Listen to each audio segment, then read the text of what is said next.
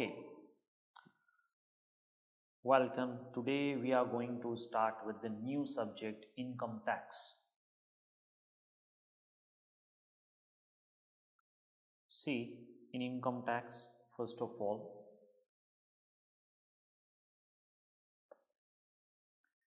in case of a new syllabus, if we talk about new syllabus,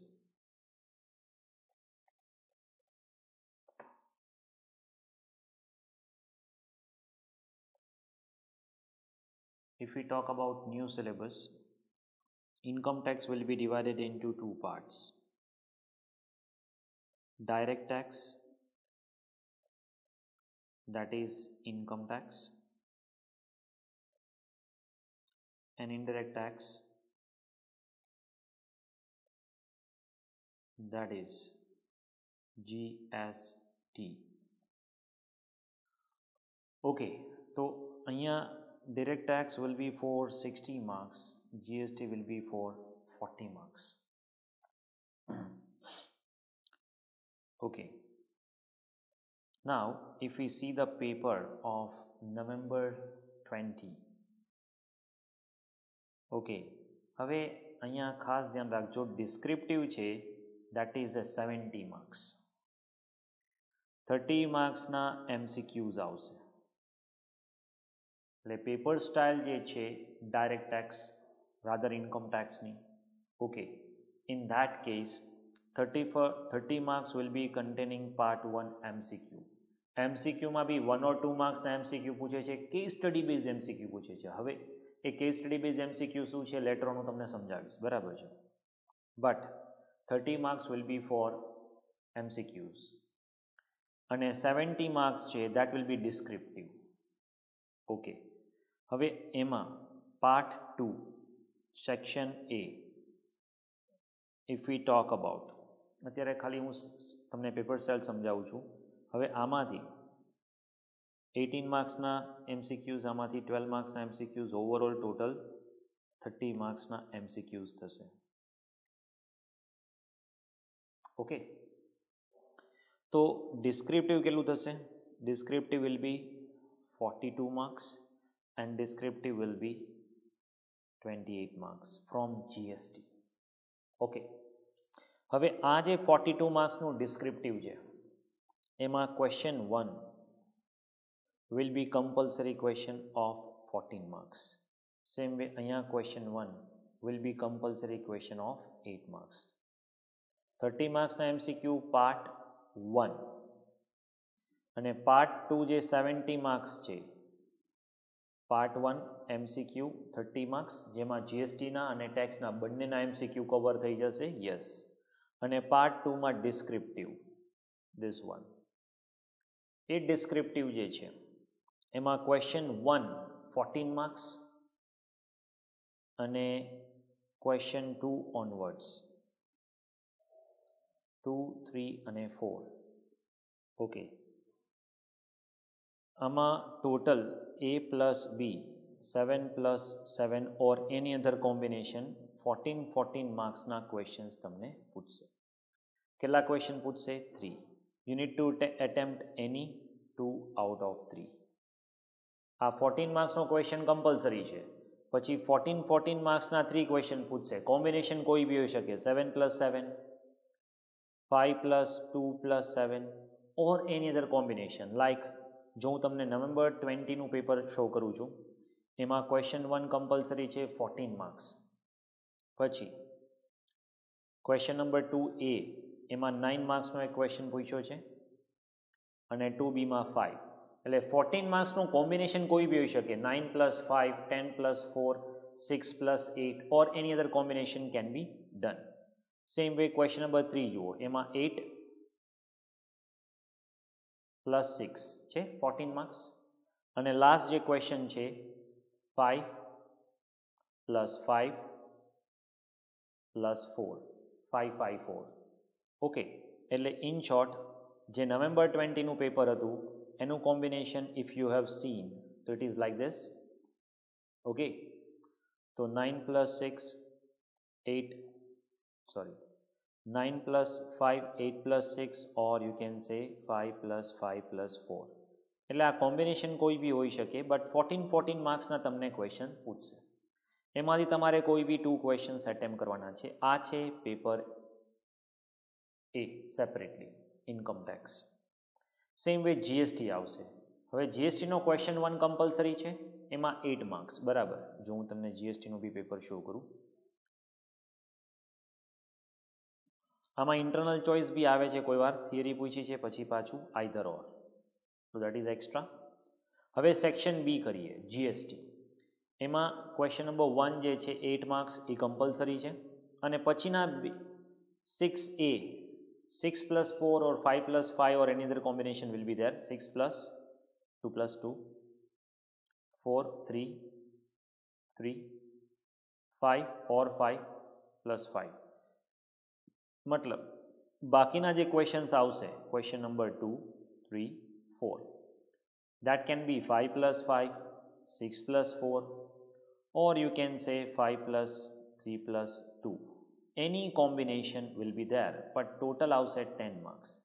હવે આ 10 માર્ક્સના 3 ક્વેશ્ચનમાંથી you need to select any 2. You need to select any 2. So this is how the paper style will be. Okay, for income tax, new syllabus.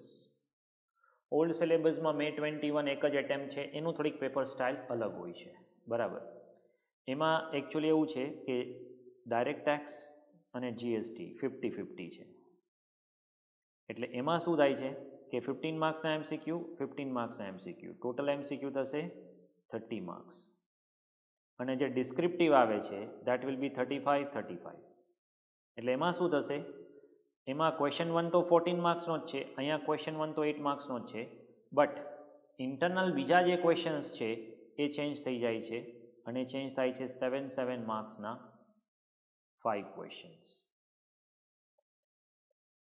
અને એ 5માંથી તમારે એની 4 you need two select. Sorry, 4 questions છે, એમાંથી એની 3 you need two select. So this is how it will be 21 + 14. Like that અહીંયા એટલે ઓલ્ડમાં છે ને થોડા questions વધારે છે ન્યૂની કમ્પેરિઝનમાં.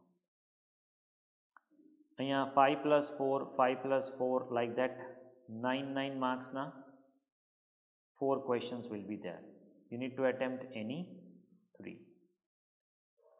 આમાં 2 સિલેક્ટ કરવાના છે, આમાં 3. Okay, like that. તો આ રીતની પેપર સ્ટાઇલ છે.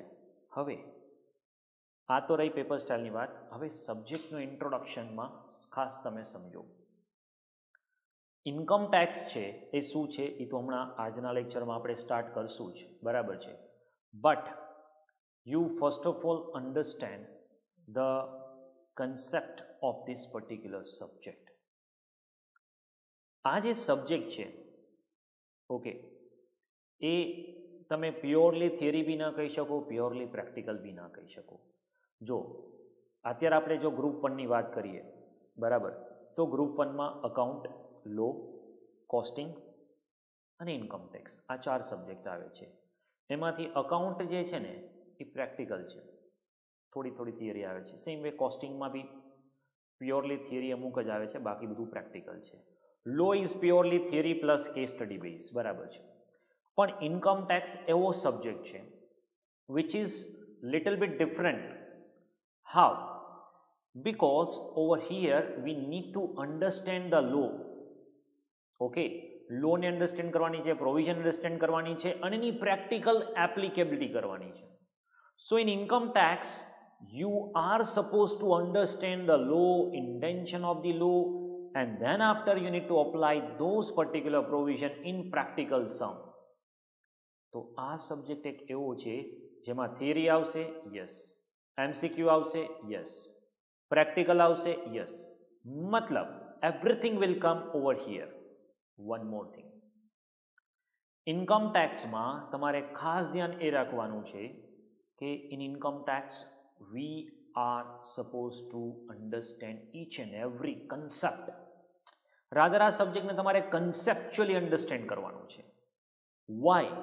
Why need to understand this particular subject conceptually? કારણ કે આમાં જે MCQ બેઝ ક્વેશ્ચન પૂછે છે they are really very in depth. Plus આમાં જે પ્રેક્ટિકલ सम्स બી પૂછે છે ને એ सम्सમાં બી તમને એમ થશે કે સમ તમે એક્ઝામ ઓપ્ટ કરીને આવશો ને તમને એમ થશે મારો આખો સમ સાચો છે, બટ ક્યારે કઈ પ્રોવિઝન કોની સાથે એપ્લિકેબલ કરવી, કોની સાથે એપ્લિકેબલ ના કરવી, એ બહુ મોટો ઇસ્યુ થાય છે ઇન્કમ ટેક્સમાં, અને એ તમારે ખાસ ધ્યાન રાખવાનું છે. એટલે you need to understand the concept, you need to understand the theory, provision, income tax overall conceptually, then after you need to apply that over here. જો અકાઉન્ટિંગ અને કોસ્ટિંગ આમાં હું તમને આન્સર્સ નથી આપતો, I just give you the questions અને answers આપણે solve કરીએ છીએ ક્લાસમાં, પ્લસ હું હોમવર્ક આપું છું અને એ બી સોલ્વ કરાવું છું. હવે ઇન્કમ ટેક્સમાં શું છે ખબર છે, પ્રેક્ટિકલની સાથે સાથે તમારે એની કન્સેપ્ચ્યુઅલ નોટ્સ બી લખવાની છે, પ્રોવિઝન જે એપ્લિકેબલ થતા હશે એ બી તમારે લખવા પડશે. એટલે ઇન્કમ ટેક્સમાં હું ક્લાસ વર્કમાં આન્સર સાથે આપીશ, હોમ અસાઇનમેન્ટ જે છે એમાં હું ફાઇનલ આન્સર આપીશ, જેથી કરીને પ્રેક્ટિસ બી થાય અને તમને એ બી ખબર પડે કે how you are suppose two write the question. Okay, તો એ તમારે ખાસ ધ્યાન રાખવાનું છે. Okay, in income tax. બરાબર છે? તો એક આટલું તમારે વસ્તુ ખાસ ધ્યાન રાખવાની છે. બાકી આઈ ગેરંટી યુ આપણું જે પર્ટિક્યુલર મટીરિયલ છે એટલું કરી લેશો મોર દેન ઇનફ છે. આ જેટલું બી હું કન્ટેન્ટ લઉં છું ને એ બી બહુ એક્ઝાગરેટેડ છે, કારણ કે મારા ટોટલ ઇન્કમ ટેક્સના 3 વોલ્યુમ આવશે, 3 volumes. 2 will be for income tax, 1 will be for GST. Okay, that is along with MCQ, case study based MCQ and everything. અને એનું તમે ટોટલ જો પેજીસ કાઉન્ટ કરશો તો it will be more than 1000 page. બરાબર. હવે income ટેક્સમાં એક વસ્તુ બહુ ઇમ્પોર્ટન્ટ છે, દેટ ઇઝ એક્ઝામના 1.5 days અગાઉ 2 daysમાં આખું ઇન્કમ ટેક્સ કેમ કરું that is a biggest issue. તો એના માટે હું મેરેથોન લેક્ચર બી લઉં છું ઇન્કમ ટેક્સમાં, જેથી કરીને 15 to 20 hours તમારું આખું ઇન્કમ ટેક્સ કવર થઈ જશે. You can see that video. એ વિડીયોમાં હું તમને એ બી આપીશ કે how you are suppose to solve this question. એટલે એ ચેપ્ટર વાઇઝ બી તમે રિવાઇઝ કરી શકો છો અને એન્ડમાં બી રિવાઇઝ કરી શકો છો. But make a habit of revision in income tax. Income ટેક્સમાં ખાસ તમારે ધ્યાન રાખવાનું છે રિવિઝન. રિવિઝન જે છે એ ઇન્કમ ટેક્સનો ક્રુશિયલ ઇમ્પોર્ટન્ટ આસ્પેક્ટ છે. ગ્રેજ્યુઅલી આપણે ક્લાસમાં બી રિવાઇઝ કરતા રહેશું એન્ડ ધેન આફ્ટર જ્યારે ટેસ્ટ લેશું ત્યારે બી રિવાઇઝ થતું રહેશે. Do not worry for that. Okay. Plus income tax અને લો આ બેમાં છે ને તમારે MCQs આવે છે 30 માર્ક્સના, 70નું ડિસ્ક્રિપ્ટિવ આવે છે. તો MCQની પ્રેક્ટિસ આપણી જે આત્મનની એપ છે એમાં હું ચેપ્ટર વાઇઝ પ્રેક્ટિસ મૂકીશ, એટલે જેથી કરીને તમને ઇશ્યુ નહીં થાય. યુ કેન પ્રેક્ટિસ ઇટ વેલ. બરાબર છે. બહુ બધી ટેસ્ટ આપણે એમાં કન્ડક્ટ કરવાના છીએ apart from regular test, descriptive test. MCQની બહુ બધી ટેસ્ટ હું એપમાં મૂકીશ, જેથી કરીને તમે એ સોલ્વ કરી શકો છો. Okay, so that is how we will do it. Okay, so this is about introduction. Now we are going to start with income tax. Okay ji.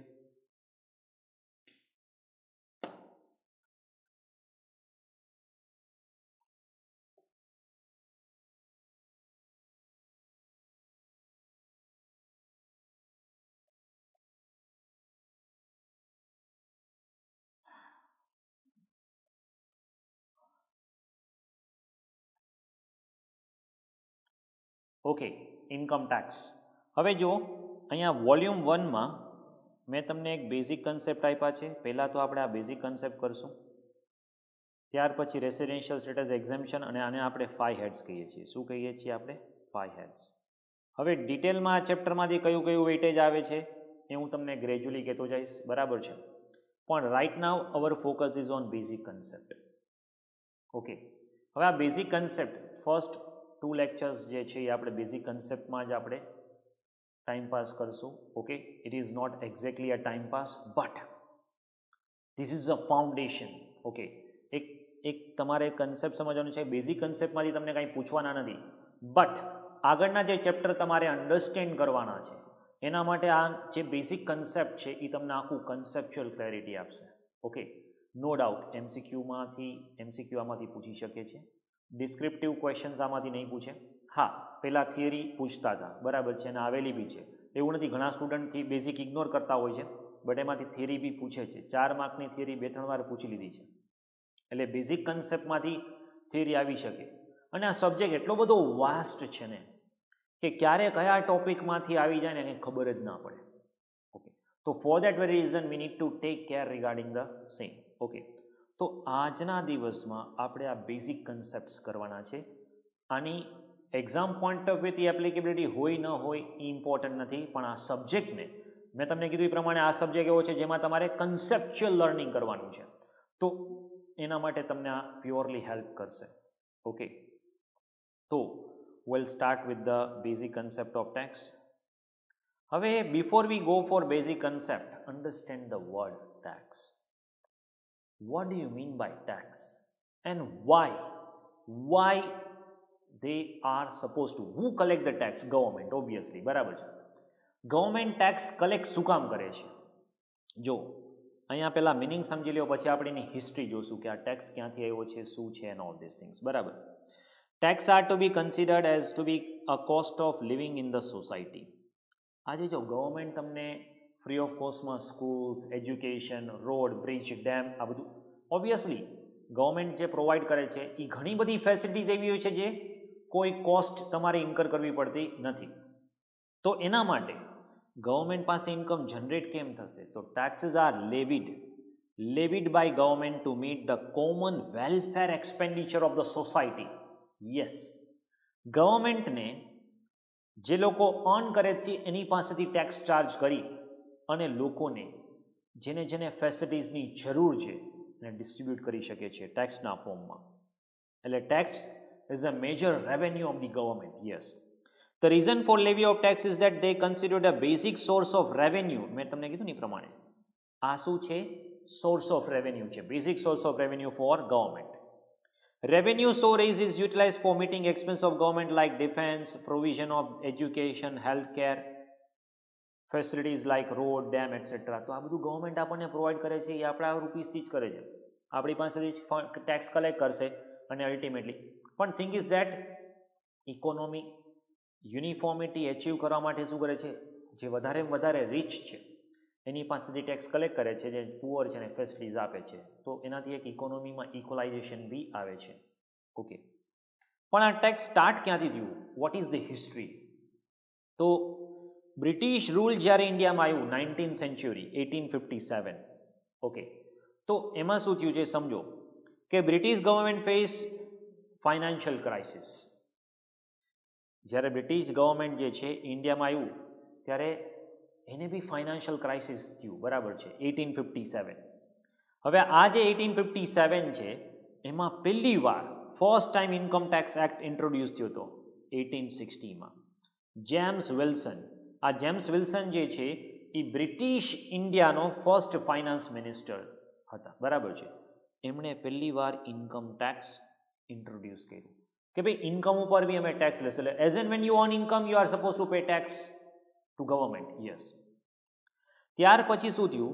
The act received assent of governor general on 24th July 1860. જો આ history છે ને તમને ક્યાંય પૂછવાના તમારા મોડ્યુલમાં બી આપી નથી.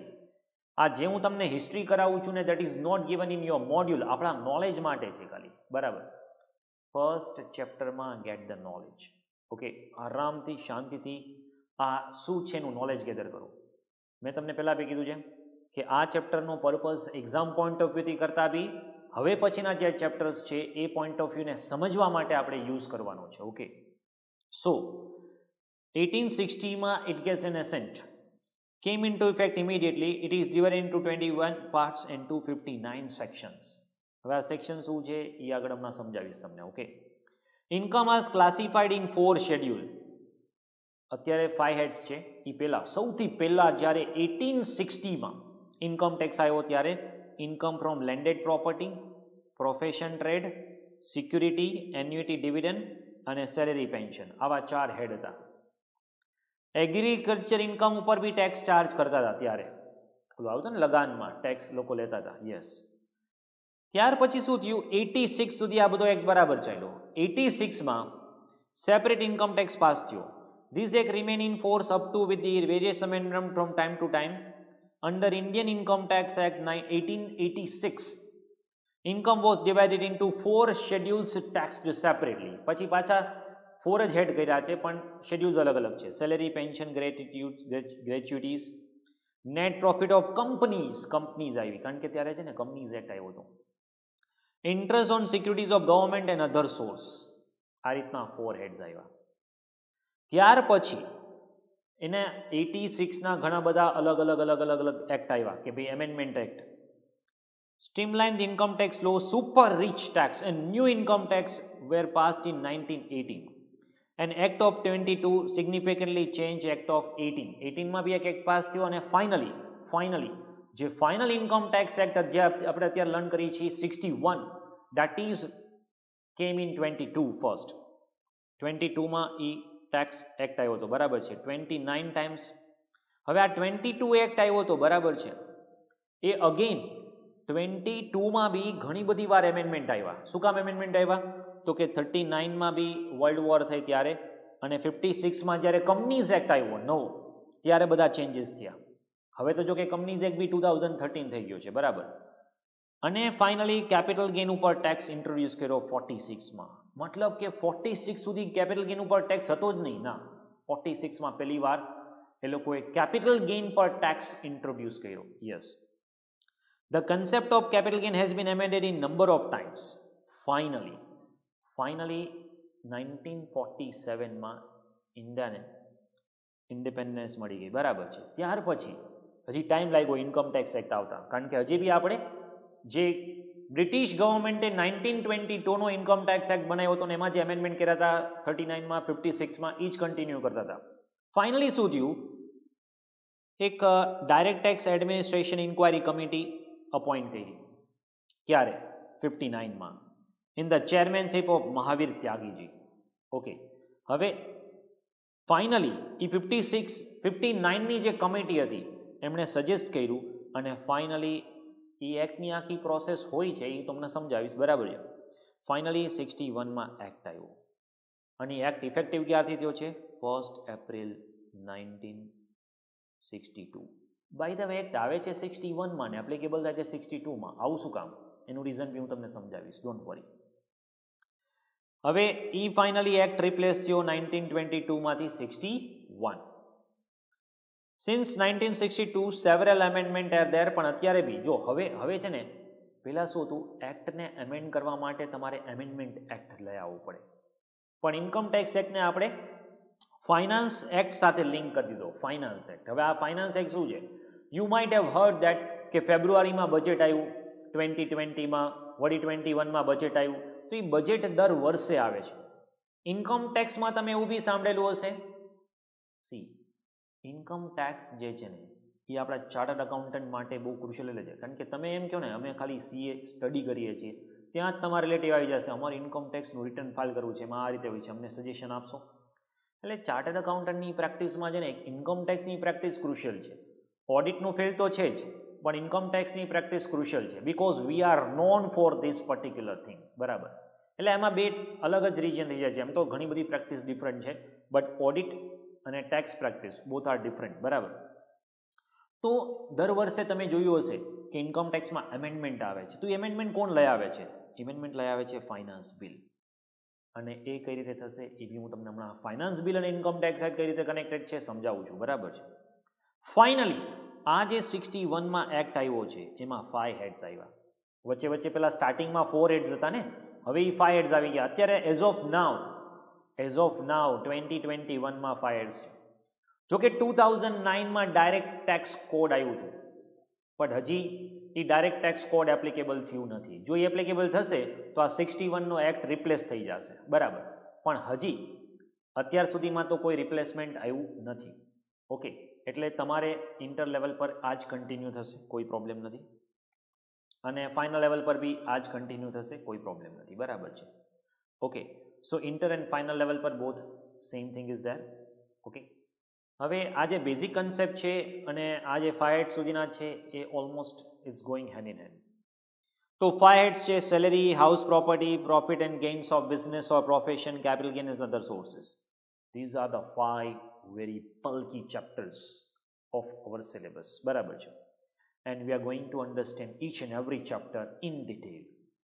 મતલબ સમજો આજે તમને કોઈ બી ઇન્કમ થાય છે તો આ પાંચમાંથી કોઈ એક હેડની ઇન્કમ જ હશે. સમજો તમે જોબ કરો છો, okay, you are doing job, બરાબર, તો એ જોબ તમે કરો છો તો you are having employer relationship, તો white section 15 it will be salary. 15 to 17 જે છે દેટ ઇઝ ફોર સેલેરી. ત્યાર પછી માનો કે તમે હાઉસ પ્રોપર્ટી રેન્ટ પર આપો છો તો સેક્શન 22 ઇઝ ધેર. આ બધી સેક્શન તમને યાદ રહી જશે, સમજાઈ બી જશે, do not worry. Same way તમે માનો કે કોઈ બિઝનેસ કરો છો, પ્રોફેશન છે, 28 થી લઈને 44 સેક્શન સુધી કવર કરે છે. અને જ્યારે તમે કોઈ પ્રોપર્ટી સેલ કરો છો, જ્યારે તમે કોઈ પ્રોપર્ટી સેલ કરશો તો એ કેપિટલ ગેઇન ચાર્જ થશે. અને જે ઇન્કમ આ એક બી ઇન્કમ હેડમાં કવર ન થઈ હોય, આ 4 હેડ્સમાં, એ બધી ક્યાં કવર થશે? અધર સોર્સ, જનરલ હેડ. ઓકે, તો આ રીતના 5 હેડ આવે છે આ નવા ઇન્કમ ટેક્સ એક્ટ 1961. હવે લોજિકલી સમજો કે ઇન્કમ ટેક્સ આપણે ઇન્ડિપેન્ડન્સ પહેલાં તો જે હોય, બરાબર છે, 47 પહેલાં આ બધી હિસ્ટ્રી હતી. અને આ હિસ્ટ્રીનું આપણે એઝ સચ અત્યારે કંઈ કામ નથી. આપણા ખાલી નોલેજ માટે તો ઇન્કમ ટેક્સ એક્ટ સ્ટાર્ટ ક્યાંથી થયો છે અને then after how it is arrived, બરાબર છે. તો ધોઝ આર હિસ્ટ્રી. હવે અત્યારે તમે એ સમજો કે ઇન્ડિપેન્ડન્સ થઈ ગઈ પછી આપણે ઇન્ડિયાનું કોન્સ્ટિટ્યુશન આવ્યું 1950માં, બરાબર છે. તો આ જે કોન્સ્ટિટ્યુશન ઓફ ઇન્ડિયા છે, જો ઇન્ડિયા છે એ લોકશાહી છે, બરાબર. એટલે ગવર્મેન્ટ હેફેઝાર્ડલી અંગ્રેજોના જમાનામાં જેમ કરતા, ચલો 2 ગણો ટેક્સ આપી દો, 3 ગણો ટેક્સ આપી દો ગવર્મેન્ટ, એમ આજે કાલ સવારે મોદી ગવર્મેન્ટ એમ કહે ચલો તમે જેટલું બી અર્ન કરો છો, બરાબર છે, એમાં 50% ટેક્સ આપી દેવાનું. એવું હેફેઝાર્ડલી ટેક્સ કલેક્ટ કરી શકો નહીં. આ કોઈ આપણી સરમુખ અત્યારશાહી નથી, બરાબર છે, કે કોઈ એક લીડ કરે છે એ કહે છે એમ ચાલે જાય છે. No, this is a you can say લોકશાહી, બરાબર. તો એમાં શું થશે કે ગવર્મેન્ટે અમુક રૂલ્સ રેગ્યુલેશનમાં રહી અને પછી તમારે ટેક્સ કલેક્ટ કરવાનો છે, એક્ટ બનાવવાના છે. તો આ ગવર્મેન્ટને ગવર્ન કોણ કરશે? સમજો આજે મોદી ગવર્મેન્ટ છે, બરાબર છે, તો એ ગમે તે રીતે એમ રૂલ્સ રેગ્યુલેશન્સ ફોલો કર્યા વગર એઝ ઇટ ઇઝ કોઈ બી એક્ટ પાસ કરી દેશે? ના, એમ ન થાય. જીએસટી બી પાસ થયો છે 2017માં જીએસટી એવો વિચારો 2004થી લોકો ટ્રાય કરતા હતા કે જીએસટી ઇન્ટ્રોડ્યુસ કરું. ઓકે, કોંગ્રેસની ગવર્મેન્ટ હતી 2014 સુધી, તો બી જીએસટી ઇન્ટ્રોડ્યુસ ના કરી શક્યા. મોદી ગવર્મેન્ટ આવી 3 યર્સમાં જીએસટી ઇન્ટ્રોડ્યુસ થઈ ગયું. એઝ ઇટ ઇઝ ના થાય. You need to pass some law, you need to have some amendments and all. તો આ બધાને ગવર્ન કોણ કરે છે? ગવર્મેન્ટને ઇન્સ્ટ્રક્શન કોણ આપે છે? તો આ છે એક કોન્સ્ટિટ્યુશન ઓફ ઇન્ડિયા. હવે આ કોન્સ્ટિટ્યુશન ઓફ ઇન્ડિયા હોય એ શું છે? એના અંદરમાં આર્ટિકલ્સ હોય. આર્ટિકલ્સ મતલબ એ હવે ઇન્ડિયાનું કોઈ બી બંધારણ છે, બરાબર છે, એ કોન્સ્ટિટ્યુશન વગર કોઈ બી ગવર્મેન્ટે એસ્ટાબ્લિશ કરવી છે તો બી કોન્સ્ટિટ્યુશનમાં આપ્યો છે. હમણાં વચ્ચે જે કાશ્મીરની 370 આર્ટિકલ નંબર 370 રિમૂવ કરી, તો that is a special power given to Kashmir, Jammu and Kashmir. White article 370 A independence વખતે એ આર્ટિકલ્સમાં પાવર્સ આપેલા હતા, બરાબર છે, એ રિમૂવ કર્યું. મતલબ કે કોન્સ્ટિટ્યુશનમાં બધું લખેલું છે. ઓકે, ડૉક્ટર આંબેડકર, ઓકે, એમણે બહુ બ્રેઇન અપ્લાય કરીને આ આખું કોન્સ્ટિટ્યુશન બનાવ્યું છે. તો એ કોન્સ્ટિટ્યુશન શું કામ બનાવ્યું છે કે કોઈ બી ગવર્મેન્ટ આવે, આજે બ્રિટિશ ગવર્મેન્ટ આવી હતી એમ ગમે તેમ કરીને ગમે તેની પાસેથી ગમે તે ટેક્સ ચાર્જ કરી લ્યો, એમ ના ચાલે. લોકશાહી છે, તમારે એના માટે અમુક સ્ટેપ્સ ફોલો કરવા પડશે and then after gradually you can charge the tax. Yes. તો આર્ટિકલ 265 શું કહે છે? Article 265 of constitution of India prohibits arbitrary collection of tax. મેં તમને કીધું ને, હેફેઝાર્ડ તમે ટેક્સ કલેક્ટ ના કરી શકો કે ચલો tax as it is collect કરી લઈએ. No, it is not like that. You can not collect tax as it is કે ભાઈ ચલો 40% ટેક્સ તમે આપી દો, 50% ટેક્સ તમે આપી દો, તમે 60% ટેક્સ આપી દો. No, you can not charge tax that way, બરાબર છે. It state that no tax will be levied collected except by authority of law. જો કોઈ બી પ્રકારનો ટેક્સ કલેક્ટ કરવો હોય ને, કોઈ બી ટેક્સ, તો જ્યાં સુધી એનો કોઈ લો એક્ટ નથી બનતું ને ત્યાં સુધી તમે ટેક્સ કલેક્ટ જ ના કરી શકો. જીએસટી છે, સમજો ક્યારે ઇન્ટ્રોડ્યુસ થયું જીએસટી? બેઝિક તો ખ્યાલ હોય ને તમને, જીએસટી જેવું ક્યાંય આમ ટેક્સ આવે છે ઇન્ડિયામાં એટલું તો ખબર હોય ને. ચલો ટેક્સની ઇનડેપ્થ ખબર નથી એવું માની લો, but you will be having a basic idea કે તમે કોઈ બી પર્ટિક્યુલર ગુડ્સ પરચેસ કરો છો, બિલ જોશો તો સી જીએસટી એસ જીએસટી એવું કંઈક લખેલું આવે છે, તો એ શું છે? અથવા આઈ જીએસટી ચાર્જ કરેલું આવે છે. What is that GST?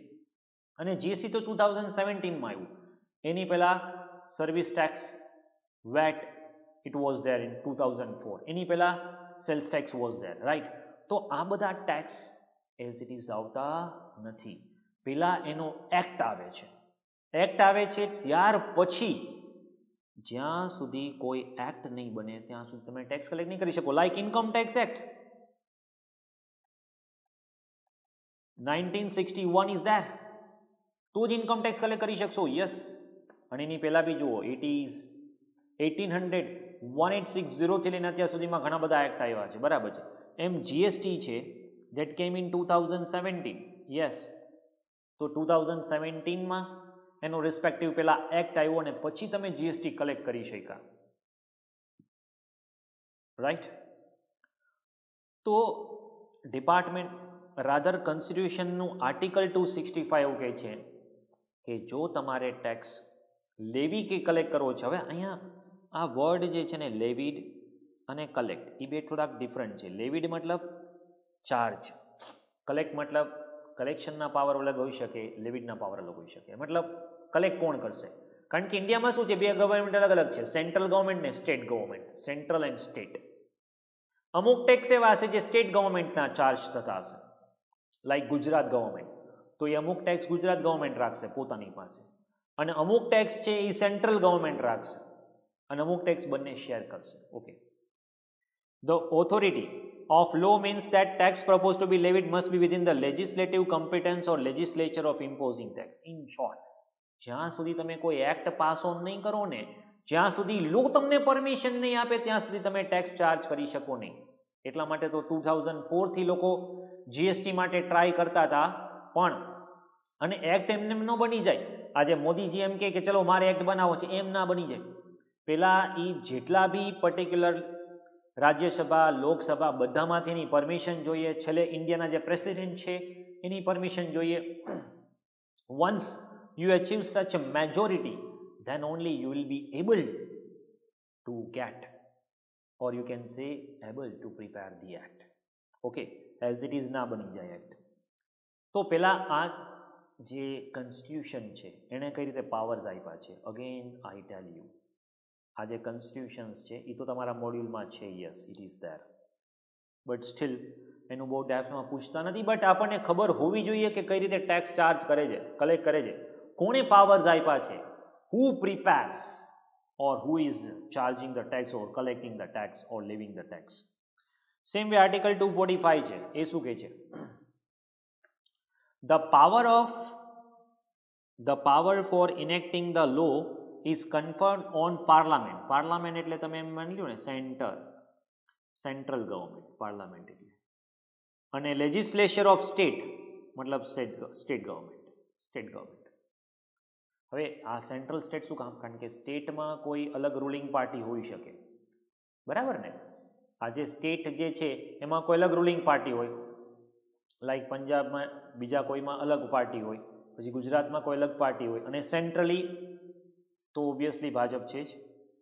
તો આર્ટિકલ 245 ઓફ કોન્સ્ટિટ્યુશન, હવે પાછું શું થાય છે સમજો, સ્ટેટના અમુક લેજિસ્લેચર અલગ હોય જે કન્ફાઇન ટુ સ્ટેટ ઓનલી, અને જે ઓલ ઓવર ઇન્ડિયાના લેજિસ્લેચર હશે એ તો બધાને એપ્લિકેબલ થશે જ. Subject to provision of this constitution, parliament may make laws for whole or any part of the territory of India. હવે જ્યારે સેન્ટ્રલ ગવર્મેન્ટ જ્યારે કોઈ એક્ટ બનાવશે ને, તો એ આખા ઇન્ડિયાને એપ્લિકેબલ થશે. ઇન્ડિયાનો મતલબ શું થાય? તો ઇન્ડિયાનો મતલબ થાય ટેરિટરી ઓફ ઇન્ડિયા. હવે what do you mean by territory of India? તો જે લેન્ડ્સ છે ઇન્ડિયાની એ તો આવશે જ, પ્લસ જે સમુદ્ર કિનારો છે, દરિયા કિનારો, એમાં બી 12 નોટિકલ માઇલ સુધી ઇન્ડિયા જ કવર થાય. ઓકે, તો ત્યાં સુધીની લેન્ડ જે છે એ ઇન્ડિયાને કવર થાય છે. એમાં હોય છે 12 nautical miles, 24 nautical miles, economic zone તો 200 નોટિકલ માઇલ સુધીના હોય છે. ઓકે.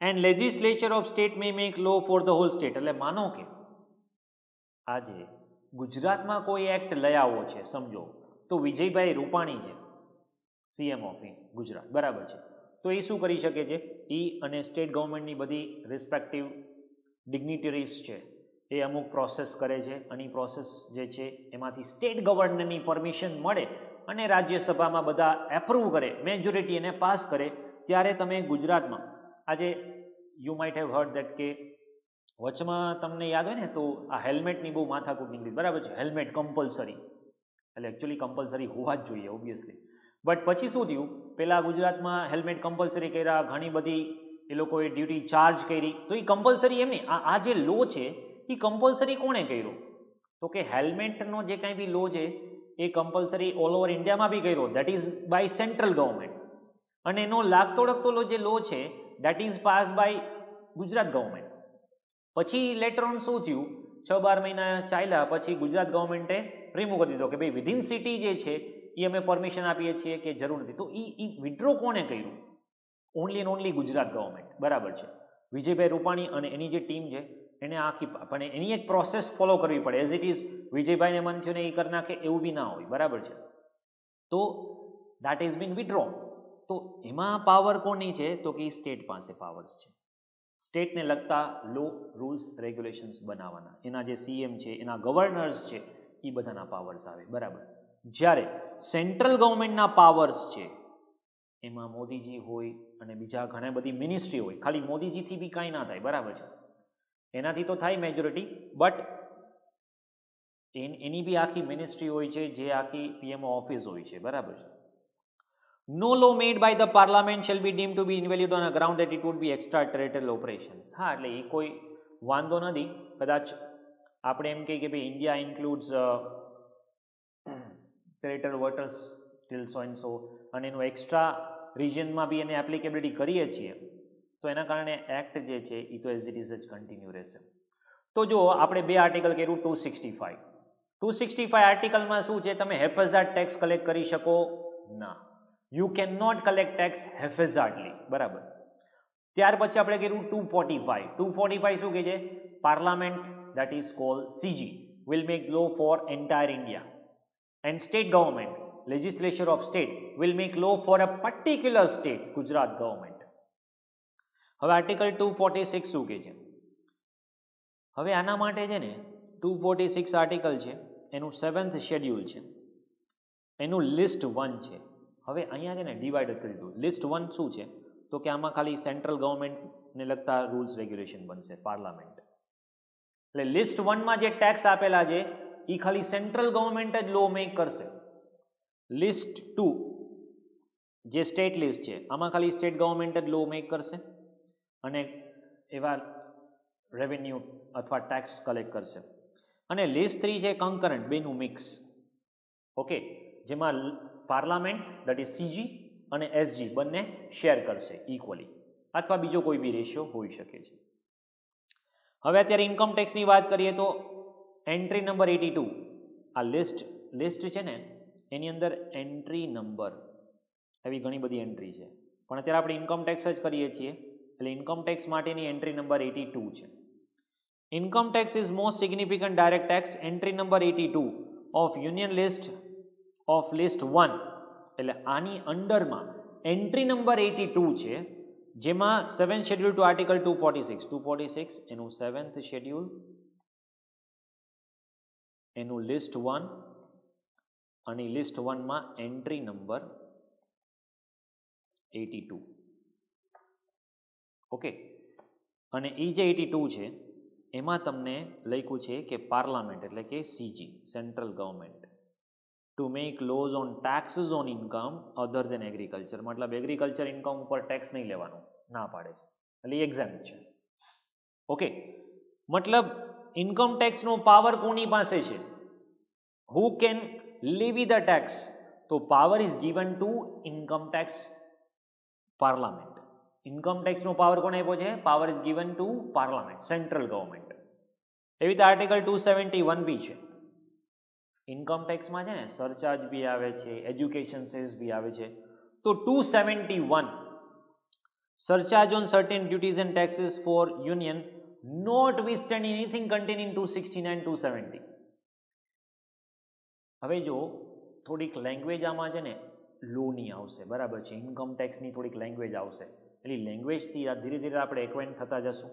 ફર્સ્ટ ટાઈમ તમે રીડ કરતા હશો તો તમારા માટે આ લેંગ્વેજ થોડીક નવી હશે, બટ લેટર ઓન તમે મારી સાથે ધીરે ધીરે, અને હું છે ને આ હાઈ લેંગ્વેજ જે મોડ્યુલની છે ને એ એઝ ઇટ ઇઝ જ રાખું છું, અને મોડ્યુલ કરતાં બી બહુ બધું આમાં મેં એડઅપ કર્યું છે, બરાબર છે.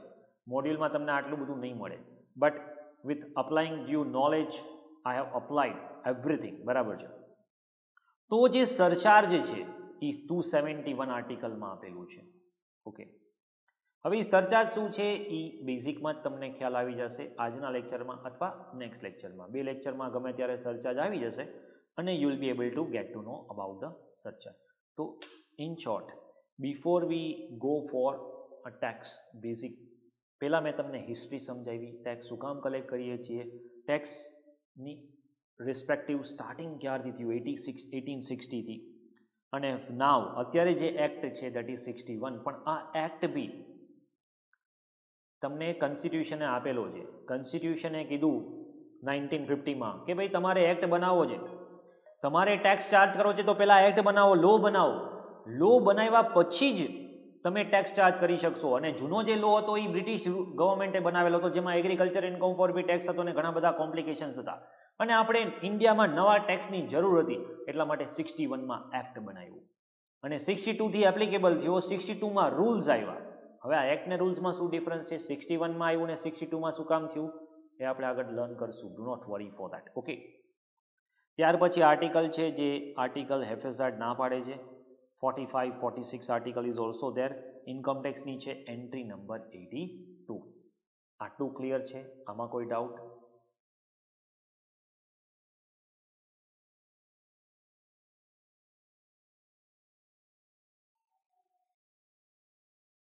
ઓકે, જો ઇન્કમ ટેક્સ ને સમજવા માટે થોડુંક ઇન ડેપ્થ જવું પડશે આપણે, અને it may happen initially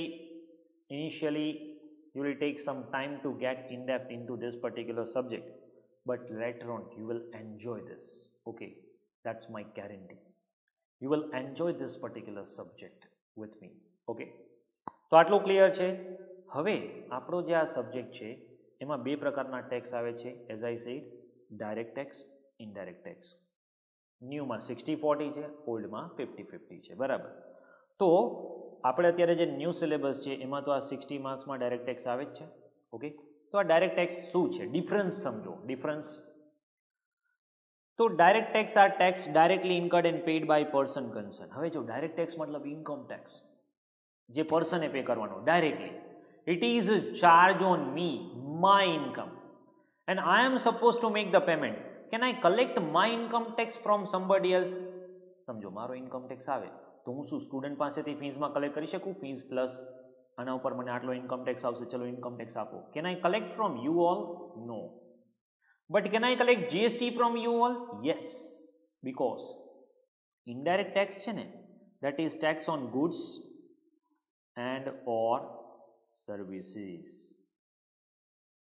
એટલે જ્યારે તમે સર્વિસ પ્રોવાઈડ કરો છો, ગુડ્સ પ્રોવાઈડ કરો છો, ત્યારે it is indirectly included in the goods. આજે માનો કે તમે કોઈ પેન પરચેસ કરો છો, અથવા સમજો તમે કોઈ શોપ કે શેમ્પુ પરચેસ કરો છો, અથવા બીજી કોઈ બી આઈટમ, એની આઈટમ યુ પરચેસ, તમે જો એનું બિલ લેશો ને તો એની સાથે જીએસટી ઇન્ક્લુડેડ હશે. ઓકે, તો ભાઈ જીએસટી ઇન્ક્લુડેડ છે, આપણને ખબર બી નથી હોતી. આપણે જે પ્રાઇસ પે કરતા હોય છે, સમજો you are paying 50 rupees, you don't know that in 50 rupees already 5 rupees is the tax, for example. So anyway, the product price is 45 and 5 rupees you are paying tax, isn't it? Yes. So આ રીતે indirect taxes are paid by one person but the same is recovered from the other. Income tax માં તમે બીજા કોઈ પાસેથી recover નહીં કરી શકો. No, you cannot recover it from somebody else. But income tax માં recover નહીં કરી શકીએ. In indirect tax you can recover it from third party. Yes. Levied on. હવે જો it is imposed on income and wealth. પહેલા તો wealth tax હતો, but હવે વેલ્થ રિમૂવ થઈ ગયું છે, બરાબર છે.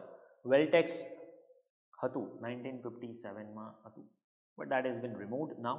ઓકે, એક્ટ જ આખો વયો ગયો છે. જ્યારે આ ઇમ્પોઝ કોના ઉપર કરે છે? Purchase, cell, supply of goods or services. જો કે હવે આપણે એને સપ્લાય ટ્રીટ કરશું. સપ્લાય. હવે આ સપ્લાય શું છે એ જીએસટીમાં હું તમને ઇન ડેપ્થ સમજાવીશ. એનું આખું ચેપ્ટર જ છે સપ્લાય. હવે ટેલ મી વન થિંગ, મેં તમને કીધું પ્રમાણે હું મારા ઇન્કમ ટેક્સ છે એ તમારી પાસેથી કલેક્ટ કરી શકું? ના, એ મારો પર્સનલ ટેક્સ છે. I can not collect, I can not shift my burden over you. તો આમાં તમે બર્ડન શિફ્ટ નહીં કરી શકો. જ્યારે અહીંયા યસ, સમજો આજે suppose if I charge for a particular subject 5,000, so I will collect 18% extra from you. Yes, so that 5,000 plus 18% will be your total amount. So I am going to collect it from you all. Okay, obviously. Direct taxes are collected after income of the year is earned. હવે જો direct tax collect ક્યારે કરવું છે? જો levy is different, collection is different. levy મતલબ charge થાય કે ન થાય. When you say levy, that is related to charge of income tax, while collection is ultimately different. એકવાર એ લેવી થશે બરાબર, પણ એ કલેક્ટ ક્યારે થશે? તો કે it will B collected after the income of the year is on. એટલે એના માટે યર એન્ડ થવું જોઈએ. યસ, જ્યારે અહીંયા કલેક્ટ ક્યારે થશે? At the time of sale, purchase, or અહીંયા બી હું એ વર્ડ યુઝ કરીશ સપ્લાય. અહીંયા બી હું વર્ડ યુઝ કરીશ સપ્લાય. એક્ઝામ્પલ છે ઇન્કમ ટેક્સ, એક્ઝામ્પલ છે CST and custom duty. Custom duty આપણા સિલેબસમાં નથી. કસ્ટમ ડ્યુટી જે છે એ અત્યારે નથી આવતું તમારે ડાયરેક્ટ ટેક્સમાં. હા, ઇનડાયરેક્ટ ટેક્સમાં આવશે. ઇનડાયરેક્ટ ટેક્સમાં ડિટેલમાં આવશે ફાઇનલમાં. બરાબર છે. ઓકે,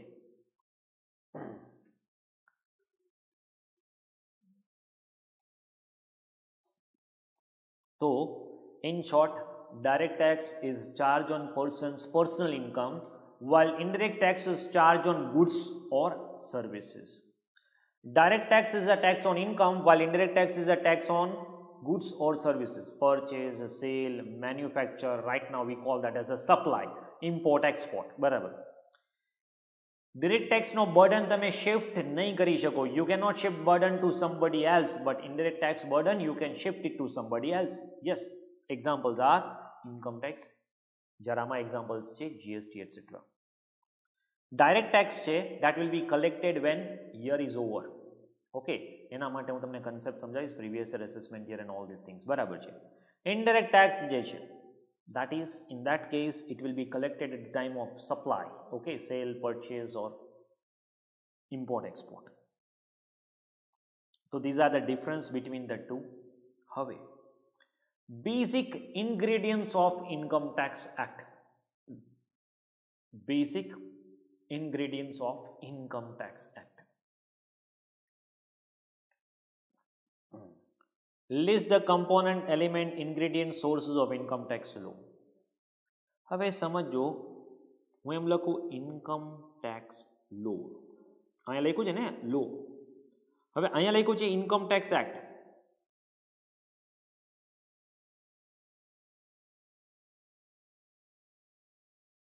તો આ બેમાં કોઈ ડિફરન્સ ખરા? હું લખું ઇન્કમ ટેક્સ લો, ઇન્કમ ટેક્સ એક્ટ. હવે ને લો એક્ટ, બોથ આર સેમ. કાયદો કાયદો થાય. બરાબર છે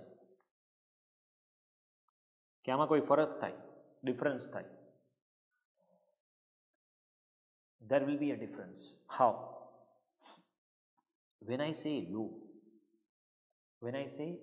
it is in depth. Act is very small part of. Act is a part of law. Act is nothing but the part of law. Act is part of laws. Laws માં છે ને બધું આવી જાય. આજે માનો કે મારે ઇન્કમ ટેક્સ એક્ટ સ્ટડી કરવો છે, તો ઇન્કમ ટેક્સની 298 સેક્શન સ્ટડી કરી લઉં તો મને ઇન્કમ ટેક્સ એક્ટ આવડી જશે. બટ મારે ઇન્કમ ટેક્સની પ્રેક્ટિસ કરવી છે, તો એક્ટ ખાલી કરવાથી હું પ્રેક્ટિસ નહીં કરી શકું. શું કામ? એક્ટ બી આવશે, એમાં એમેન્ડમેન્ટ. હવે એક તો 61માં આવ્યો, અત્યારનું શું? એક્ટ 61માં આવ્યો. ટેક્સ તો તમારે ત્યારે 2021માં ભરવાનું છે ને. હા, ફાઇનાન્શિયલ યર 2021, તો એમાં એમેન્ડમેન્ટ્સ, તો એના માટે ફાઇનાન્સ એક્ટ સ્ટડી કરો. પછી તો કે ઇન્કમ ટેક્સના રૂલ સ્ટડી કરો 62ના. પછી આજે સીબીડીટીના નોટિફિકેશન સર્ક્યુલર સ્ટડી કરો અને સુપ્રીમ કોર્ટ હાઈકોર્ટના જજમેન્ટ સ્ટડી કરો. આ હું બધું સ્ટડી સાથે કરું ને ત્યારે મને આખું ઇન્કમ ટેક્સ એક્ટ ગળે ઉતરે અને ત્યારે હું કોઈનું રિટર્ન ફાઇલ કરી શકું કે ટેક્સ પ્રેક્ટિસ કરી શકું. એટલે મારે જો ઇન્કમ ટેક્સને ઓવરઓલ આસ્પેક્ટથી લર્ન કરવું હોય તો that is income tax law.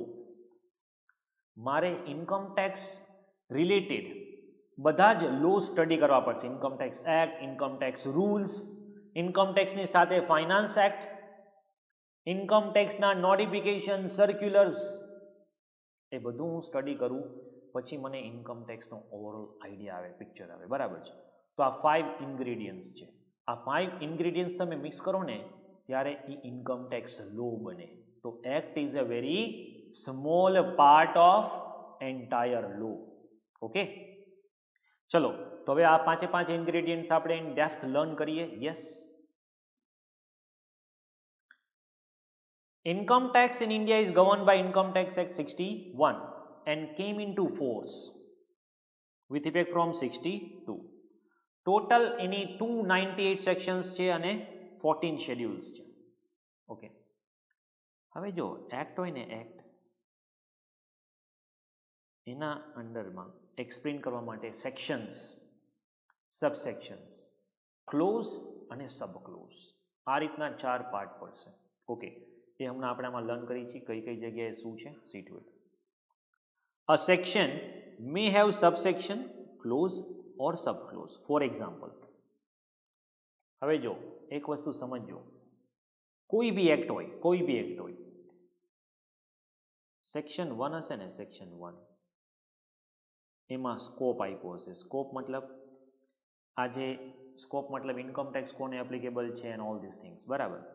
General, હું અત્યારે તમને જનરલ કોઈ બી એક્ટ લઈ લ્યો, બોનસ એક્ટ લ્યો, ગ્રેચ્યુટી લ્યો, ઇન્કમ ટેક્સ લ્યો, જીએસટી લ્યો, કોઈ બી એક્ટની સેક્શન 1માં એક્ટ ક્યારે એપ્લિકેબલ થશે, કોને એપ્લિકેબલ થશે, એ બધું આપ્યું હશે. લાઈક કંપનીઝ એક્ટ બી લઈ લ્યો, લોમાં આપણે જ્યારે કરશું ફર્સ્ટ લેક્ચર એમાં બી હું તમને આ કોમન રિપીટ કરીશ. બરાબર છે. સેક્શન 2માં ડેફિનેશન્સ આપી હશે. હવે સમજો કે આજે હું કોઈ વર્ડ યુઝ કરું છું એક્ટમાં, તો એ વર્ડનો મિનિંગ ખબર હોવી જોઈએ ને, કારણ કે એ વર્ડનો મિનિંગ હું ડિક્શનરીમાં લઉં તો કંઈક અલગ થતું હોય અને અહીંયા એ લોકોનો ઇન્ટેન્શન કંઈક અલગ હોય.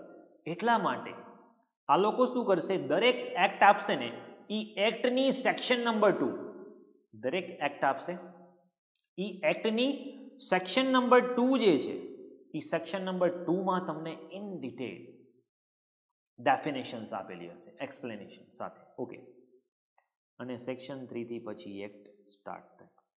નોર્મલી આ રીતની સિક્વન્સ બધા એક્ટમાં હોય છે. Exceptions are there. Okay, exceptions are there. 2 ને 3 સેક્શન હોય, 4 થી એક્ટ ચાલુ થતો હોય એવું બી બની શકે. બરાબર, પણ અમે તમને જનરલ કીધું. ઓકે, તો the clause of section 2 definitions છે. Define the meaning of term used in Income Tax Act 61. Clause 1A. Define agriculture income. 1B. Define. હવે જો આવું લખ્યું હોય, શું લખ્યું હોય, સેક્શન 2(1)A, જેમાં શું લખ્યું છે, એગ્રીકલ્ચર ઇન્કમ. તો અહીંયા શું કહેશું, આ સેક્શન 2 છે ને એ સેક્શન છે અને 1A છે એ શું છે, ક્લોઝ. સેક્શનના અંડરમાં સબસેક્શન આવી શકે. હવે જો સમજો, આજે મારે, હું તમને એક બહુ સિમ્પલ એક્ઝામ્પલ આપું. બરાબર છે, મારે આજે કોઈ પર્ટિક્યુલરલી પેરેગ્રાફ લખવા છે. મેઇન પેરેગ્રાફ 1 છે, એમાં મેં બધું લખ્યું. હવે આ પેરેગ્રાફની અંદર મારે લખવું હોય તો હું બુલેટ્સ આપીશ. યસ. એની અંદર લખવું હોય તો બીજો બુલેટ્સ આપીશ. યસ. બરાબર. તો આ જે મેઇન છે ને એને આપણે કહીએ છીએ સેક્શન. પછી એના અંડરમાં સબસેક્શન આવશે, પછી એના અંડરમાં ક્લોઝ આવી શકે છે અને સબ ક્લોઝ આવી શકે છે. એટલે એ શું છે, અંદર અંદર અંદર અંદર એક્ટ હોય ને એને ડિમાર્કેટ કરવા માટે તમને સમજાવેલું છે. ઓકે, પણ આપણે રેફરન્સ જે છે એ આ રીતે આપવો પડે.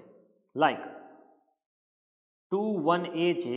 હવે કોઈમાં સબસેક્શન હોય બી ખરા, ન બી હોય, જરૂર નથી બધામાં એ 4 બુલેટ્સ હોય જ, બરાબર. કોઈમાં સેક્શન હશે પછી સબસેક્શન હશે, સેક્શન હશે પછી ડાયરેક્ટલી ક્લોઝ હોય, બરાબર. Same way section 5 defining scope of total income has 2 subsection, 5 subsection 1, 5 subsection 2. આપણે આ લખીએ છીએ આ રીતે શોર્ટમાં, પણ એવી રીતે ન લખાય. જનરલી તમારે થિયરીમાં લખવું હોય ને તો subsection 1 of section 5 of income tax act, આ રીતે લખાય. સમજાણું? એટલે ઇન્કમ ટેક્સમાં તમારે જો લખવું હોય તો તમે કઈ રીતે લખી શકો? Sub clause so and so of clause so and so of subsection so and so of section so and so of income tax act 1961. પેલા આવે સેક્શન, એના અંડરમાં આવે સબસેક્શન, એના અંડરમાં આવે ક્લોઝ, એના અંડરમાં આવે sub clause. It is like that. આ સમજાણું concept section, subsection, clause, sub ક્લોઝનું? જ્યારે જ્યારે આગળ આવશે ત્યારે હું પાછું તમને રિપીટ કરીશ કે આ સેક્શન કહેવાય, આને સબસેક્શન કહેવાય, આને ક્લોઝ કહેવાય, આને સબ ક્લોઝ કહેવાય. આગળ આવશે ત્યારે સમજાવીશ, ડોન્ટ વરી. હવે જે સેક્શન છે એમાં પ્રોવિઝન એક્સપ્લેનેશન બી હોઈ શકે. હવે આ બે ટર્મિનોલોજી ખાસ તમે સમજજો. લોને સમજવું છે ને પહેલાં એને ઇન્ટરપ્રિટ કરો. લોને સમજવા માટે લો રીડ કરવા કરતાં લોને ઇન્ટરપ્રિટ કરવું જરૂરી છે. રીડિંગથી સમજાય નહીં, ઇન્ટરપ્રિટેશન તમે કરો ને ત્યારે તમને એકચ્યુઅલી આઈડિયા આવે કે okay this is how it is. તો પ્રોવિઝો છે અને એક્સપ્લેનેશન છે. Proviso is there and explanation is there. તો proviso to subsection section clause spell out exception. પ્રોવિઝનનો મતલબ થાય એક્સેપ્શન. એક્સેપ્શનનું ગુજરાતી સમજાય ને? અપવાદ. સમજાય ન સમજાય? આપણે એમ કહીએ કે આ બધું બરાબર પણ આના સિવાય, અપવાદરૂપ થઈ જાય, બરાબર છે. જ્યારે એક્સપ્લેનેશન છે ને, explanation, the provision spell out the cases where provision contained in respective section would not apply, where provision would apply with certain modification. આજે પ્રોવિઝનનો મતલબ શું થાય? આજે ફોર એક્ઝામ્પલ હું તમને એક વાત કહું, બરાબર, કે તમને એક્સપેન્સનું ડિડક્શન મળશે એવું જનરલ પ્રોવિઝનમાં લખ્યું છે, બરાબર છે, સેક્શનમાં. હવે પ્રોવિઝો કરીને એડ કરશે કે તમને તો જ ડિડક્શન મળશે જો 10,000 થી ઉપર હોય અને એના ઉપર તમે રિસ્પેક્ટિવલી પેમેન્ટ આ મોડથી કર્યું હોય. તો એ પ્રોવિઝો શું કરે છે કે તમને એનું એક્સેપ્શન કહે છે. ઓકે, એક્સપ્લેનેશન શું છે? Section, subsection, clause with a clarification relating to provision contained in respective section.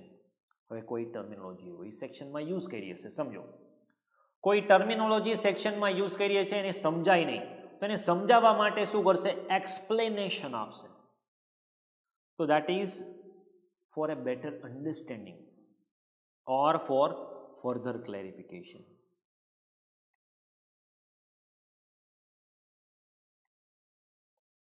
Further clarification માટે તમને ઇન ડિટેલ આપશે. હવે જો અમુક એક્ઝામ્પલ આપેલા છે, હવે આ બધી એક્ઝામ્પલ આપશે ને એ સેક્શન તમે ક્યારેય કરી જ નથી એટલે તમને ખ્યાલ ન હોય.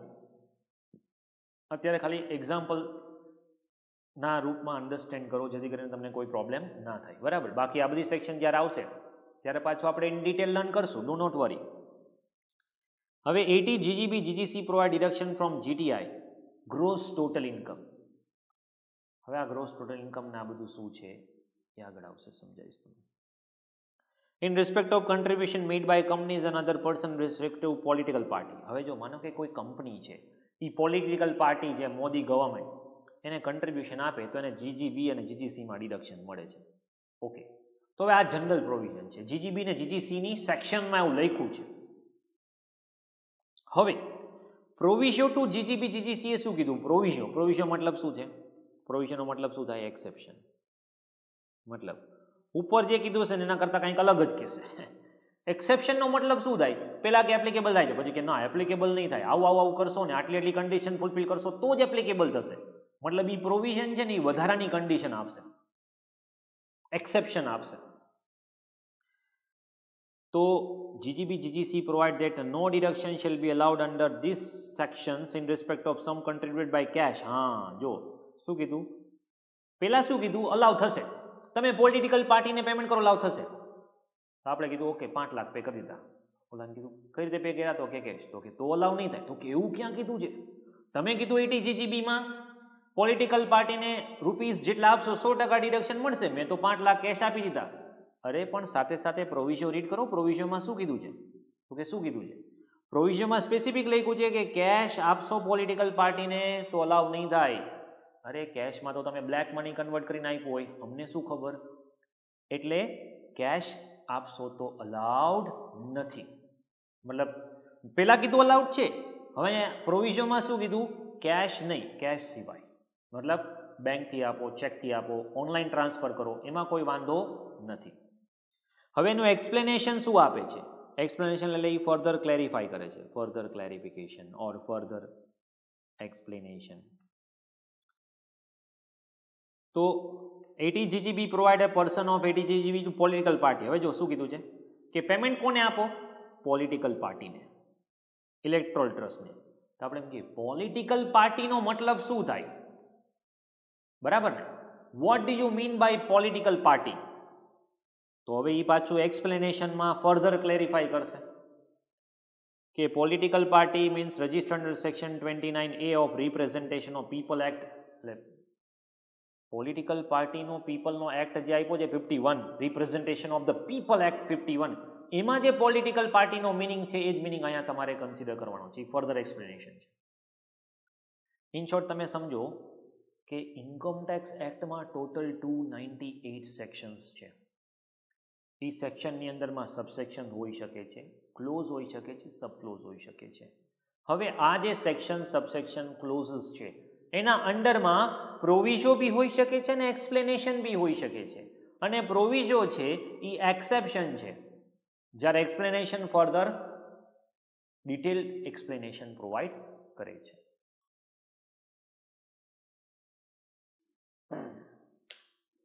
આટલું ક્લિયર છે? Okay, next. તો આ છે પ્રોવિઝો એક્સપ્લેનેશન્સ.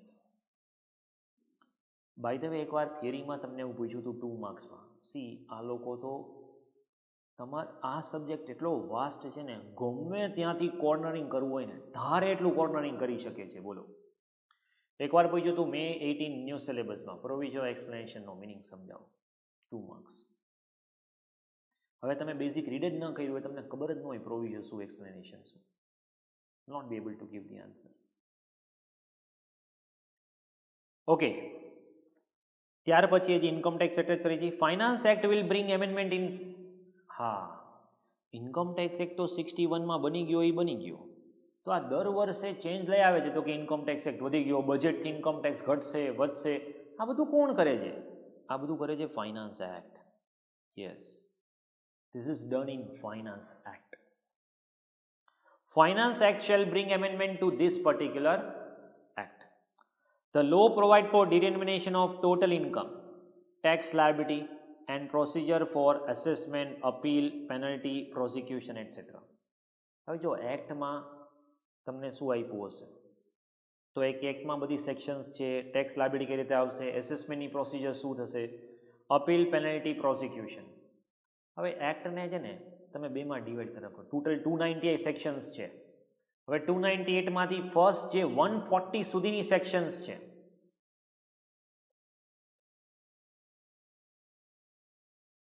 ઓકે, આમાં છે ને શું છે કે અપ ટુ 140 સેક્શન્સ, એમાં બી અમુક સેક્શન્સ પાછળના પોર્શનમાં આવે છે. પણ એક પોર્શન તમે એવો ડિવાઈડ કરી લો કે જેમાં આપણે 5 હેડની ઇન્કમ કેલ્ક્યુલેટ કરવાની, રિટર્ન ફાઇલ કરવાનું એન્ડ એવરીથિંગ ઇઝ ઓવર, બરાબર. ત્યાર પછી આપણે રિટર્ન ફાઇલ કર્યા પછી ડિપાર્ટમેન્ટ છે, ડિપાર્ટમેન્ટ એ પર્ટિક્યુલર રિટર્નનું એસેસમેન્ટ કરશે, અપીલ, રિવિઝન એન્ડ એ પછી લોંગ પ્રોસિજર છે. ઓકે, હવે આ તો income tax act. Total 298 sections, 14 schedules are there.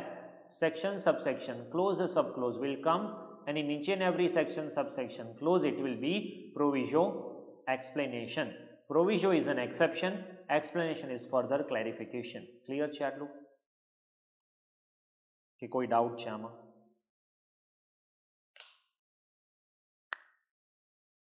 Okay, ચલો, shall we go ahead? Finance Act.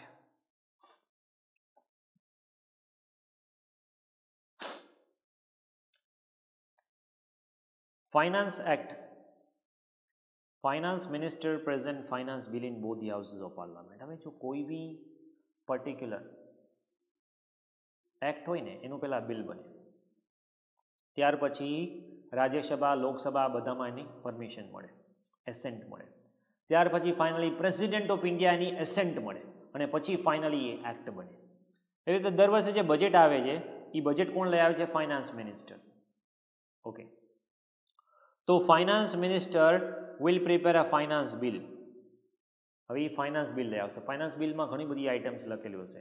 તમે જો બજેટની કોઈ સ્પીચ સાંભળી હોય શાંતિથી ફેબ્રુઆરીમાં, બરાબર છે, બજેટ આવતું હોય છે, એમાં બજેટમાં બે પાર્ટ હોય છે, પાર્ટ એ અને પાર્ટ બી. આટલા કરોડ આને આપી દીધા, આટલા કરોડમાં જ વાત હોય, બરાબર. Part A of the budget contain propose policies of government in fiscal area. હવે આ ફિસ્કલ એરિયા આપણે ગ્રુપ 2 માં ડિટેલમાં લર્ન કરશું, ઇકોનોમિક્સ.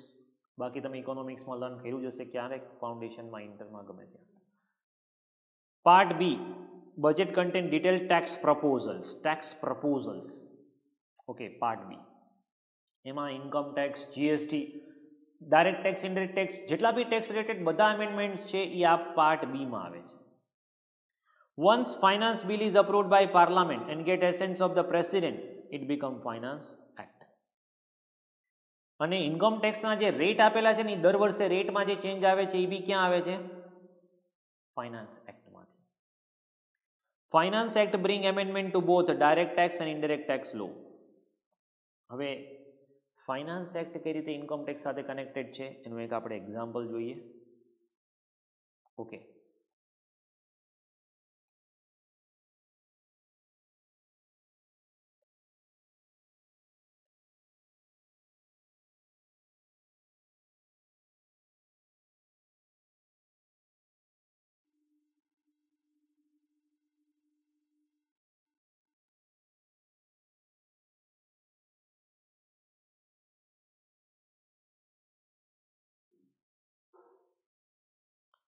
હવે જો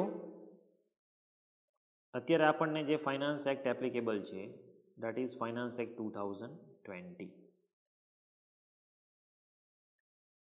કેવો એક્ટ આપણે એપ્લિકેબલ છે? 2020. આ આવ્યું હશે ફેબ્રુઆરી માર્ચ 2020.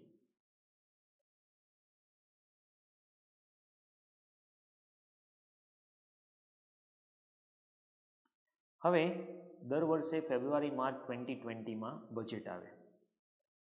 હવે એ બજેટમાં બીજું ઘણું બધું હશે પણ આપણે અત્યારે જોઈએ છીએ શેડ્યુલ 1 અને એનું પાર્ટ 1 ઓફ ફર્સ્ટ શેડ્યુલ. હવે આ પાર્ટ 1માં શું લખ્યું હશે જો સમજો ખાસ. ઓકે, કઈ રીતે finance act income tax act સાથે કનેક્શનમાં છે. હવે આ જે પાર્ટ 1 જે છે એ પાર્ટ 1માં એસેસમેન્ટ યર 2021ના ટેક્સ રેટ્સ આપેલા હશે. હવે પહેલાં તો બિગેસ્ટ ઇશ્યુ તમને એ આવશે કે આ એસેસમેન્ટ યર શું છે.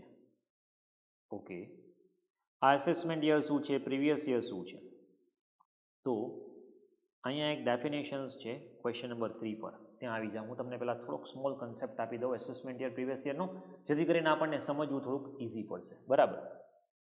તો distinguish between assessment year and previous year, અથવા what do you mean by assessment year. હવે જો section 2 subsection 9, assessment year means period of 12 months and હવે બધા પીરિયડ 12 months ના જ હોય. Commencing on first day of April every year. હવે જો યુનિફોર્મ એસેસમેન્ટ યર કર્યું, પહેલાં એવું હતું નહીં, 89-90માં એ લોકો યુનિફોર્મ પ્રીવિયસ એસેસમેન્ટ યર કર્યું છે. 1st April to 12 months. Year on which tax is paid is called assessment year. હવે આ શું છે એને સમજવા માટે પહેલાં પ્રીવિયસ યર સમજો. Previous year means financial year immediately preceding the assessment year. The year in respect of income which is tax is levied. હવે અહીંયા કંઈક કહે છે લેવિડ અને અહીંયા કંઈક એવું કહે છે કલેક્ટેડ પેડ. હવે સમજો અત્યારે આપણે 2021 ફાઇનાન્શિયલ યર ચાલે છે, બરાબર છે. ફાઇનાન્શિયલ યર તો સમજાય ને કે ન સમજાય? Financial year 1/4/20 to 31st March 21 અત્યારે આ યર ચાલે છે. Yes. By the way year શું કામ 12 મંથ્સનું જોઈએ? અકાઉન્ટ શું કામ 12 મંથ્સ માટે જ લખીએ છીએ? Because it covers entire season. Accounting લખો છો એ 12 મંથ્સનું જોઈએ. તો કે ભાઈ એપ્રિલ ટુ માર્ચ શું કામ? કેલેન્ડર યર શું કામ નહીં? હવે પહેલાં છે ને ડિપાર્ટમેન્ટે તમને છૂટ આપી હતી, તમે તમારી રીતે કોઈ બી યર સિલેક્ટ કરી શકો. હવે કોઈક શું સિલેક્ટ કરે 1 જુલાઈ to 30th જૂન, કોઈ કરે 1 જાન્યુઆરી to 31st ડિસેમ્બર. હવે બધા અલગ અલગ લખે તો ડિપાર્ટમેન્ટ ઇન્કમ ટેક્સ માટે અને બેંક માટે અને બધા માટે બહુ ડિફિકલ્ટી થઈ જાય. એટલા માટે ડિપાર્ટમેન્ટે શું કર્યું કે ભાઈ 1 April to 31st March uniform કરી દીધું. એટલે 1 એપ્રિલ આપણા માટે ફાઇનાન્સ, અકાઉન્ટિંગ અને ટેક્સીસ એન્ડ સ્ટુડન્ટ્સ માટે આપણા માટે શું થાય? New year 1 April. ઓકે, તો આ છે ફાઇનાન્શિયલ યર. હવે આજે હું તમને એમ કહું કે તમારી ઇન્કમ કેટલી છે. ઓકે, તમે મંથલી કહી શકો, યરલી કહી શકો, બરાબર. પણ અત્યારે આપણે બિઝનેસના પોઈન્ટ ઓફ વ્યૂથી કરો તો શું કે ભાઈ આ યરમાં અમારે આટલો પ્રોફિટ થયો છે. હવે ટેલ મી વન થિંગ, જો મારે 2021નો કોઈ કંપનીનો પ્રોફિટ જોતો હોય તો હું ક્યારે ક્યારે કેલ્ક્યુલેટ કરી શકું? અર્લી મોસ્ટ મને કહી દો. ચલો અર્લી મોસ્ટ 2021નો પ્રોફિટ અર્લીએસ્ટ મોસ્ટ ક્યારે હું કેલ્ક્યુલેટ કરી શકું કે મને ખબર પડી જાય પ્રોફિટ આટલો છે? સ્ટાર્ટિંગમાં કેમ થઈ શકે? મને થોડી ખબર હોય એક વર્ષમાં મારો પ્રોફિટ કેટલો થવાનો છે. ના, એસ્ટિમેટેડ નહીં, આપણે અત્યારે એકચ્યુઅલની વાત કરીએ છીએ. એસ્ટિમેટ તો હું 5 વર્ષ પહેલાં કરી શકું. એકચ્યુઅલ જે મારો પ્રોફિટ છે જેના પર મારો ટેક્સ આવવાનો છે, ટેક્સ તો એસ્ટિમેશન ઉપર ના હોય ને, એસ્ટિમેશન ઉપર થાય પણ એ એડવાન્સ ટેક્સ માટે થાય છે. પણ એકચ્યુઅલ પ્રોફિટ મને ક્યારે ખબર પડે? યર એન્ડ થાય પછી. યર એન્ડ ક્યારે થાય? 31st March. પણ 31st માર્ચ ને પહેલાં મારે પૂરું થવા દેવું પડે ને. હવે હું એટલું પરફેક્ટ અકાઉન્ટિંગ લખું છું ને, ડે ટુ ડે બેસિસ ઉપર અકાઉન્ટિંગ લખું છું, તો બી હું 1 એપ્રિલની સવાર પહેલાં મને પ્રોફિટ ખબર પડે? રાત્રે 12 વાગ્યા સુધીમાં જેટલું ટર્નઓવર થયું હોય એના ઉપર તમે કેલ્ક્યુલેટ કરો તો બી અર્લી મોસ્ટ તમે ક્યારે કરી શકો? 1 એપ્રિલના તમે તમારું સર્ટિફાઈ કરીને આપી દો અકાઉન્ટ્સ કે જો આ અમે લાસ્ટ યર આટલો પ્રોફિટ અર્ન કર્યો, તો can I say that 1 April 21ના મને ખબર પડશે પ્રોફિટ કેટલો છે. જો આ એવું યર છે કે જે યરમાં હું ઇન્કમ અર્ન કરું છું. શું કરું છું? ઇન્કમ અર્ન થાય છે આ યરમાં. હવે આ જે અર્ન કરેલી છે એના પર ટેક્સ ક્યારે આવશે? Next year. શું કામ નેક્સ્ટ યર ટેક્સ આવે? યર તો પૂરું થવા દો. યર પૂરું થાય પછી તમે કેલ્ક્યુલેટ કરો, પછીના ઉપર ટેક્સ ક્યારે પે કરશો? ટેક્સ એસેસ ક્યારે કરશો? એસેસ એટલે આકારણી કરવી. મતલબ to assess the income for tax purpose, એ ક્યારે થશે? નેક્સ્ટ યર થશે. તો આ જે યર છે ફાઇનાન્શિયલ યર, જ્યારે ઇન્કમ અર્ન કરી છે એ ઇન્કમ અર્ન કરી છે એનું એસેસમેન્ટ ક્યારે કરશો? નેક્સ્ટ યર કરશો. એટલે એસેસમેન્ટ યર થશે 21-22. તો એના પહેલાનું વર્ષ એટલે કે પ્રીવિયસ યર 2021. હવે અહીંયા બે ટર્મિનોલોજી આવી, previous year, assessment year. Two terminologies we have seen over here, previous year, assessment year. Assessment year means the year in which income will be assessed to tax. The year in which income will be assessed to tax. And previous year is immediately preceding the assessment year. હવે જો previous year અને preceding year આ બેમાં confuse નહીં થતા. Previous year મતલબ assessment year કરતાના પહેલાનું વર્ષ. એટલે જ્યારે હું પ્રીવિયસ યર કહું ને તો એ ફાઇનાન્શિયલ યર જ થયું. Previous year means financial year. મતલબ ફાઇનાન્શિયલ યરની જે કંઈ બી ઇન્કમ છે એ મારે પ્રીવિયસ યરમાં મેં જે કંઈ બી ઇન્કમ અર્ન કરી છે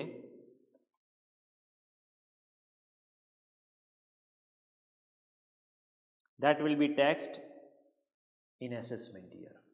ઓકે, યાદ રાખજો પ્રીવિયસ યર હંમેશા 12 months કે લેસ દેન 12 months હોય. પ્રીવિયસ યર સ્ટાર્ટ થશે from the date of beginning of the business till the 31st March next year. સમજો, હું મારો બિઝનેસ સ્ટાર્ટ કરું છું 1st October 20, તો મારું પ્રીવિયસ યર શું થાય? What will be my previous year? મેં મારો બિઝનેસ 1st ઓક્ટોબરમાં પહેલી વાર સ્ટાર્ટ કર્યો, તો ત્યારથી લઈને next 31st March. Previous year can be 12 months or less than 12 months. Assessment year તો ફૂલ 12 months જ થશે. આપણા માટે અત્યારે એસેસમેન્ટ યર કયું છે? તમને જે એપ્લિકેબલ છે તમારી એટેમ્પ્ટ મે 21 અને નવેમ્બર 21, આ બે એટેમ્પ્ટ માટે તમને જે એસેસમેન્ટ યર એપ્લિકેબલ છે એ છે 21-22. આપણે જો અહીંયા સ્ટાર્ટિંગ ઓફ ધી હેડિંગમાં મટીરિયલમાં મિડલમાં જ જો હેડરમાં આપેલું છે એસેસમેન્ટ યર 21-22, મતલબ આખું મટીરિયલ એસેસમેન્ટ યર 21-22 માટેનું એપ્લિકેબલ છે. ઓકે, તો એસેસમેન્ટ યર અને પ્રીવિયસ યર સમજાણું બધાને? બાય ધ વે, 1st માર્ચના હું બિઝનેસ સ્ટાર્ટ કરું તો મારું પ્રીવિયસ યર શું થશે? 1 month obviously. It can not be 13 months. Previous year ક્યારેય 12 months કરતા વધારે ના હોય. પ્રીવિયસ યર ક્યારે બી 12 months કરતા વધારે નહીં હોય. Okay, previous year means the year in which income is earned, and assessment year is the year in which income of previous year will be assessed. Okay,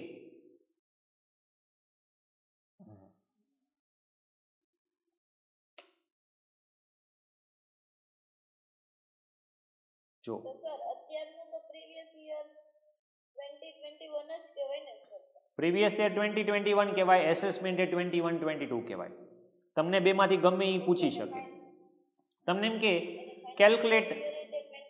calculate tax for previous year 2021 પૂછે કે calculate tax for assessment year 21-22 પૂછે, same thing is that.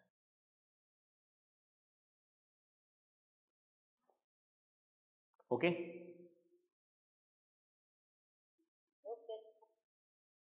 જો uniform previous year ક્યારથી applicable થયું છે? 1st જુલાઈ start કરો તો 31st March સુધી હોય. આવું 89-90માં યુનિફોર્મ કરી દીધું 1st April to 31st March. Normally 1st April to 31st March. આટલું સમજાણું? Previous year assessment year. અને જો જે અત્યારે એસેસમેન્ટ યર છે, સમજો અત્યારે એસેસમેન્ટ યર 21-22 છે અને પ્રીવિયસ યર 2021 છે. નેક્સ્ટ યરે શું બનશે?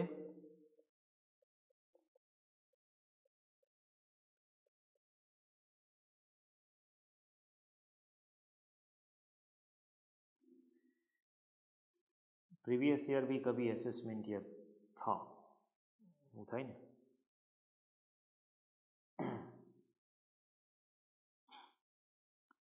It goes on normally. હવે આ જે જનરલ રૂલ છે એનું એક્સેપ્શન બી આવે છે, એ હું તમને સમજાવીશ કઈ રીતે. પણ અત્યારે મારે તમને ખાલી એટલું સમજાવતું પ્રીવિયસ યર અને એસેસમેન્ટ યર શું છે એટલું ક્લિયર છે. તો અહીંયા એસેસમેન્ટ યર 2021ના ટેક્સ રેટ્સ આપેલા હશે પાર્ટ 1માં. Finance act 2020 part 1 of schedule 1, એમાં તમને એસેસમેન્ટ યર 2021ના ટેક્સ રેટ આપેલા હશે. પાર્ટ 2 એકવાર એમસીક્યુ પૂછ્યું તો આના ઉપર, પાર્ટ 3 પાર્ટ 4 ઉપર એમસીક્યુ પૂછ્યો તો તમારી એક્ઝામમાં. યસ સર, પાર્ટ 1 માં અસેસમેન્ટ 2021 છે તો પ્રીવિયસ યર નો કહેવાય સર?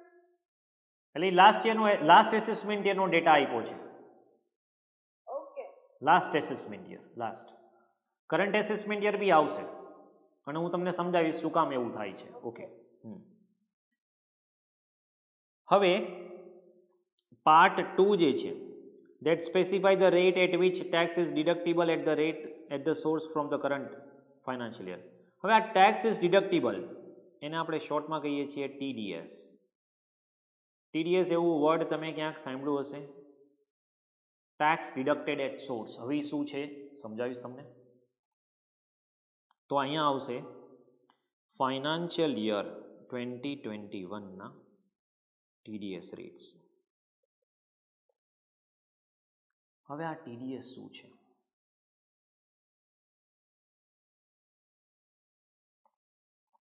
સમજો, I am Mr. A. Okay, I am having my company. Now, I am appointing Mr. B as auditor of my company. બરાબર? With the remuneration of 50,000 rupees. કે ભાઈ અમારી કંપનીનું તમારે ઓડિટ કરવાનું છે, will pay you 50,000. Auditor says okay. હવે આ audit fees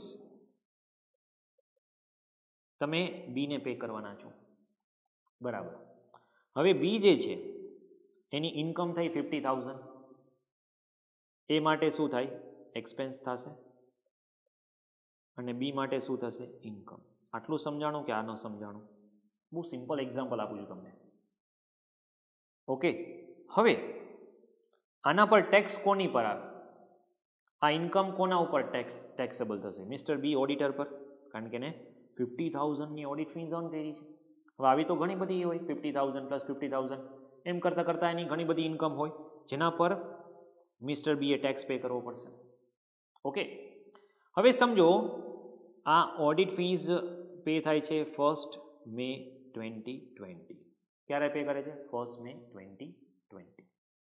by the way આ જે ઓડિટ ફીસ છે એ કયા ફાઇનાન્શિયલ યર અથવા પ્રીવિયસ યરમાં ટેક્સેબલ થાય છે? ફાઇનાન્શિયલ યર કયો કે પ્રીવિયસ યર કયો, વર્ડ ખાલી અલગ છે, બાકી સેમ થિંગ ઇઝ ધેર. અહીંયા કયું પ્રીવિયસ યર અથવા ફાઇનાન્શિયલ યર થશે? 2021. એનું એસેસમેન્ટ યર કયું આવે? 21-22. હવે આ જે એસેસમેન્ટ યર 21-22 છે ને એનું ઇન્કમ ટેક્સ રિટર્ન ફાઇલ કરવાનું હોય. હવે ઇન્કમ ટેક્સ રિટર્ન ક્યારે ફાઇલ થાય શું એ તમને નથી ખબર. ચલો હું તમને કહી દઉં કે આ ઇન્કમ ટેક્સ રિટર્ન છે એ 31 જુલાઈ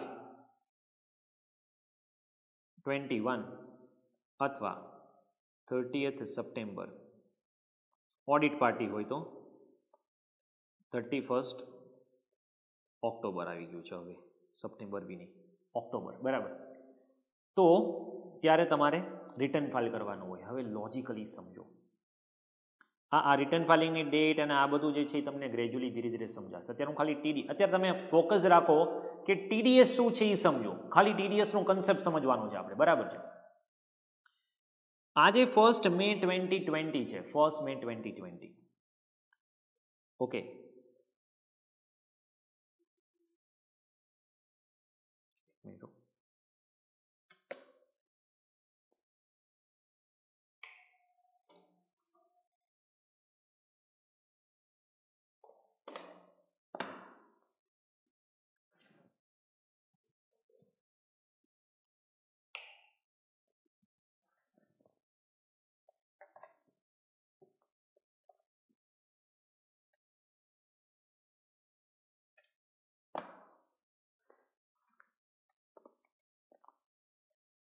ઓકે. તો 1 મે 2020 છે એણે ઇન્કમ અર્ન કરી. બરાબર. હવે તમે કંપનીએ એને પેમેન્ટ આપી દીધું 1 મેના 2020ના. આ લોકોની ઇન્કમ થઈ આવી 50,000 વાળી તો ઘણી બધી ઇન્કમ થઈ હશે એની. યસ. હવે આ લોકો એનું રિટર્ન ક્યારે ફાઇલ કરે? સમજો 31 ઓક્ટોબરના ફાઇલ કરે. તમને ઇન્કમ મળી 1 મેના, એ કાં તો તમે 31 જુલાઈ અથવા 31 ઓક્ટોબરના ફાઇલ કરશો. આ બે વચ્ચેનો ગેપ કયો તો કેટલો થાય? મોર દેન 1 યર. મેમાં તમને ઇન્કમ મળી અને તમે 1 વર્ષ પછી ડિપાર્ટમેન્ટને ટેક્સ ભરશો. એવું શું કામ ભાઈ? ગવર્મેન્ટને એટલો લોસ શું કામ જાય? તમારી ઇન્કમ તમારા પોકેટમાં અત્યારે આવી ગઈ છે. હા, તો ગવર્મેન્ટ શું કામ વેઇટ કરે? લોજિક સમજાય છે? એટલે ગવર્મેન્ટે આને સોલ્વ કરવા માટે ટીડીએસનો કન્સેપ્ટ આપ્યો. શું? હવે હું મિસ્ટર બીને એમ કહું કે કામ કરો 50,000 ઉપર ટેક્સ ભરી દો. મિસ્ટર બી કહે યર તો પૂરું થવા દો પછી હું ટેક્સ ભરું ને, અત્યારે કેમ ટેક્સ ભરું? એટલે મિસ્ટર બીને તો કહેવાય નહીં કાંઈ કે ટેક્સ ભરી દો. એ તો એમ જ કહેશે અત્યારે શું છે 1 મે 31 માર્ચ 21 યર પૂરું થવા દો, મારો ટોટલ કેટલી ઇન્કમ થાય છે એ ટોટલ ઇન્કમ ઉપર કેટલો ટેક્સ આવે છે એ બધું હું કેલ્ક્યુલેટ કરું ને પછી હું તમને ભરું ને, કારણ કે તમે તેમ જ કહો છો કે જે એસેસમેન્ટ યર છે ત્યારે તમારી ઇન્કમ કલેક્ટ કરવાની છે. લોજિકલી કરેક્ટ છે એની વાત. તો ડિપાર્ટમેન્ટને બીજો આઈડિયા આવ્યો. શું? કે હવે આનું સોલ્યુશન શું કરવું? તો કે એક કામ કરો, આ મિસ્ટર બીની ઇન્કમ મળે છે ક્યાંથી, સોર્સ શું છે? તો કે સોર્સ આ છે, સોર્સ કંપની. હવે આપણે કંપનીને જ કહી દઈ તો કે જો ભાઈ તારે આ એક્સપેન્સ કેટલો છે 50,000ની ઓડિટ ફીસ છે ને, હા તું એક કામ કર, આ જે ઓડિટ ફીસ છે એ 30+ જાય બરાબર, તો એના કોઈ પર્સન્ટેજ આપણે નક્કી કરી લઈએ. સપોઝ ચલો અત્યારે એઝ્યુમ કરી લઈએ 10% બરાબર, તો 10% ટેક્સ તમારે ભરી દેવાનો. કોને? Income tax. ઓકે, એટલે હું શું કંપની શું કરશે કે 50,000ની ઓડિટ ફીસ કરે એમાંથી લેસ 10% ડિડક્ટ કરી દેશે. હવે આ ડિડક્ટ કરશે ને શું કહેશું? Tax deducted at source. હવે આનું નામ કેવી રીતે પડ્યું સમજાવું તમને. 5,000 અને બાકીના 45,000 એ આપશે મિસ્ટર બીને. મિસ્ટર બીને શું કહેશે? તમારો 10% ટેક્સ હું કટ કરી લઉં છું અને બાકીના 45,000નો ચેક આલ્યો તમારી પાસે. ઓકે, હવે આ શું થયું? TDS, tax deducted at source. નામ ક્યાંથી આવ્યું? તો કે આ કંપની છે એ આની સોર્સ ઓફ ઇન્કમ છે, આની સોર્સમાંથી ટેક્સ કટ કરી લે છે અને આ 45,000 આને પે કરશે અને 5,000 ગવર્મેન્ટને પે કરશે. ગવર્મેન્ટને આ 5,000 ક્યારે મળી જશે? મે નહીં તો જૂન 2020માં મળી જશે. તો ગવર્મેન્ટને તો 1 વર્ષ વહેલી ઇન્કમ મળી ગઈ ને. ઇન્કમ ટેક્સ મળી ગયો કે ન મળી ગયો? લોજિકલી વિચારો. સમજાણું લોજિક શું છે ટીડીએસનું? એટલે ડિપાર્ટમેન્ટે શું કર્યું? જેનો ખર્ચો કરવાનો છે એના ઉપર ટીડીએસ લગાડ્યું છે. હવે આ બધું કન્સેપ્ટ છે ને ટીડીએસના ચેપ્ટરમાં ડિટેલમાં આવશે. ઓકે, ડુ નોટ વરી. અત્યારે હું ખાલી કન્સેપ્ટ આપું છું. તો બજેટ ક્યારે આવ્યું? 2020માં. હવે આ બજેટ આવ્યું એના પછીનું ફાઇનાન્શિયલ યર કયું છે? 2021. તો એમાં ટીડીએસ રેટ્સ ખબર હોવી જોઈએ. હા, તો એ રેટ્સ તમને પાર્ટ 2માં આપેલા છે. પછી પાર્ટ 3માં શું થશે? પાર્ટ 3. હવે આ જે ટીડીએસ તમે કટ કર્યો ને એ સેક્શન 194J માં કટ થયો. As a professional income, professional fees, fees four professional services. Okay, હવે 194J શું છે એ બધું હું તમને ટીડીએસના ચેપ્ટરમાં કરાવીશ, ડુ નોટ વરી. અને એ 194J માં લિમિટ છે 30,000ની. શું લિમિટ છે? એટલે 30+ ઓડિટ ફીસ આપો તો જ. હવે માનો કે કોઈ ઓડિટર એવા છે જેની પર ક્લાયન્ટ ફીસ છે 15,000, 20,000, 25,000 એવી જ છે, 30,000 થતી. ટીડીએસ આવશે જ નહીં. નો, ટીડીએસ આવશે જ નહીં. ટીડીએસ આવશે નહીં તો ગવર્મેન્ટને ત્યારે ને ત્યારે રેવન્યુ મળશે જ નહીં. એના માટે ગવર્મેન્ટે શું કર્યું છે? Advance tax. હવે એડવાન્સ ટેક્સ જે છે એ કલેક્ટ કરવાનો છે. એડવાન્સ ટેક્સ કયા ફાઇનાન્શિયલ યરનો કલેક્ટ કરવો છે? Financial year 2021. હવે એનું એસેસમેન્ટ યર શું થાય? 21-22. એનું એસેસમેન્ટ યર શું થાય? 21-22. એટલા માટે અહીંયા શું આપશે? Tax rates for assessment year 21-22 for advance tax. અને એમ બી આ યર પૂરું થશે 31 માર્ચ 21 પૂરું થશે પછીનું જે રિટર્ન ફાઇલ કરવાનું હશે એ એસેસમેન્ટ યર 2021-22નું ફાઇલ કરવું પડશે. એના માટેના ટેક્સ રેટ્સ આપેલા છે. અને પાર્ટ 4 જે છે પાર્ટ 4 એમાં તમને એગ્રીકલ્ચર ઇન્કમના રેટ્સ આપેલા છે. નેટ એગ્રીકલ્ચર ઇન્કમ રેટ્સ નહીં પણ એગ્રીકલ્ચર ઇન્કમ કોમ્પ્યુટ કરી રીતે કરશો એનું આપ્યું છે. બરાબર. વન મોર થિંગ, સેલેરીમાં ટીડીએસ છે ને એ પર્સન્ટેજ વાઇઝ નથી લાગતો, એટલે સેલેરીના ટીડીએસ માટે બી પાર્ટ 3 જ છે, સેલેરી ટીડીએસ રેટ્સ.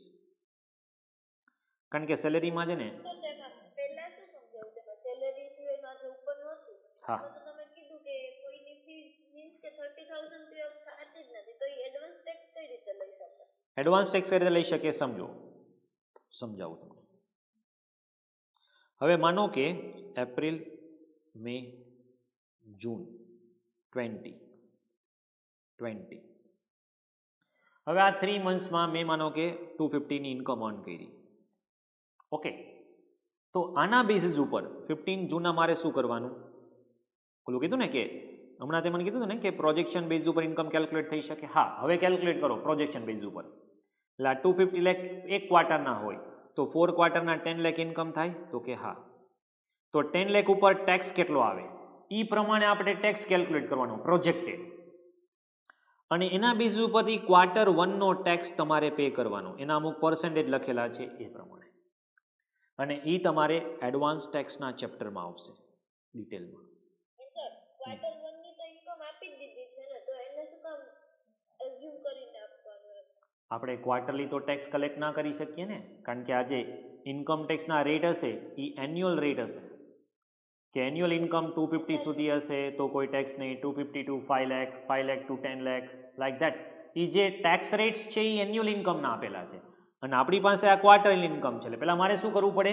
એને મારે એન્યુઅલ ઇન્કમ એક્સપેક્ટ કરવી પડે, અને એ એન્યુઅલ ઇન્કમ ક્યારની હોય તો કે ફાઇનાન્શિયલ યર 2021ની ઇન્કમ હશે.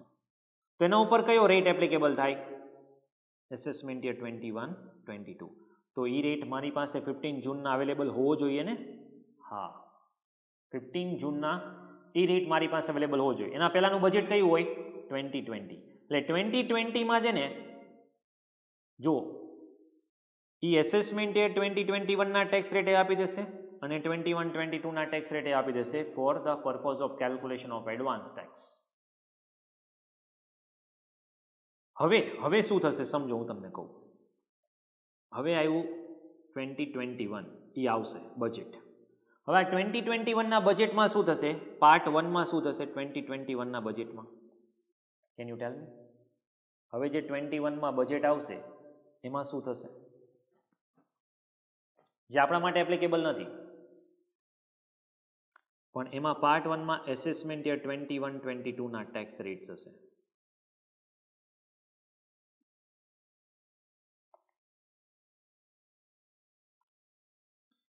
ઓકે, જે એક્ઝેક્ટલી સેમ હશે પાર્ટ 3 જેટલા. એટલે પાર્ટ 3માં હશે ને એ કયા રેટ આપેલા છે? પાર્ટ 3માં એસેસમેન્ટ યર 2021-22ના રેટ્સ આપેલા છે. એ જ રેટ અહીંયા કોમન આવશે. અહીંયા નવા ટીડીએસ રેટ્સ આવશે. નવા ટીડીએસ રેટ્સ મતલબ ફાઇનાન્શિયલ યર 21-22ના ટીડીએસ રેટ, અને પાર્ટ 3માં એસેસમેન્ટ યર 22-23ના રેટ્સ આવશે, જે હજી આવ્યા નથી, હવે આવશે. એટલે ઇટ ગોઝ ઓન. હવે જો અહીંયા તમે જુઓ ને તો અહીંયા શું આપ્યું છે? એ કમ બેક થિયરીમાં. Part 1 of first schedule to finance act specifies rate of tax applicable for current assessment year 2021. હવે એ કરંટ શું કામ કહે છે એનું લોજિક હું તમને સમજાવું. કરંટ શું કામ કહે છે? આ બજેટ ક્યારે આવ્યું હોય 2020 વાળું? ફેબ્રુઆરી 20માં. યર ક્યારે એન્ડ થાય? 31 માર્ચ 20. તો આ જે યર હશે એ કયું પ્રીવિયસ યર થશે? 1920.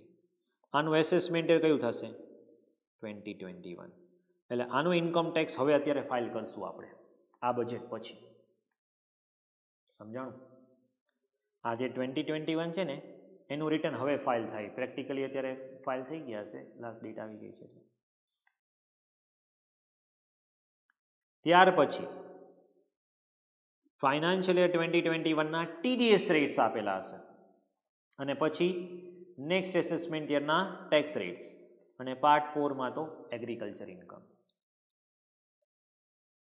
હવે અહીંયા માનો કે 2021 નું બજેટ કરો તો અહીંયા શું આવે એસેસમેન્ટ યર 21-22 ના રેટ્સ, ફાઇનાન્શિયલ યર 21-22 ના રેટ્સ અને એસેસમેન્ટ યર 22-23 ના રેટ્સ 21 ના બજેટમાં. This is how it will બી. શાંતિથી સમજજો કે આ ફાઇનાન્સ એક્ટ ઇન્કમ ટેક્સ સાથે કઈ રીતે કનેક્ટેડ છે.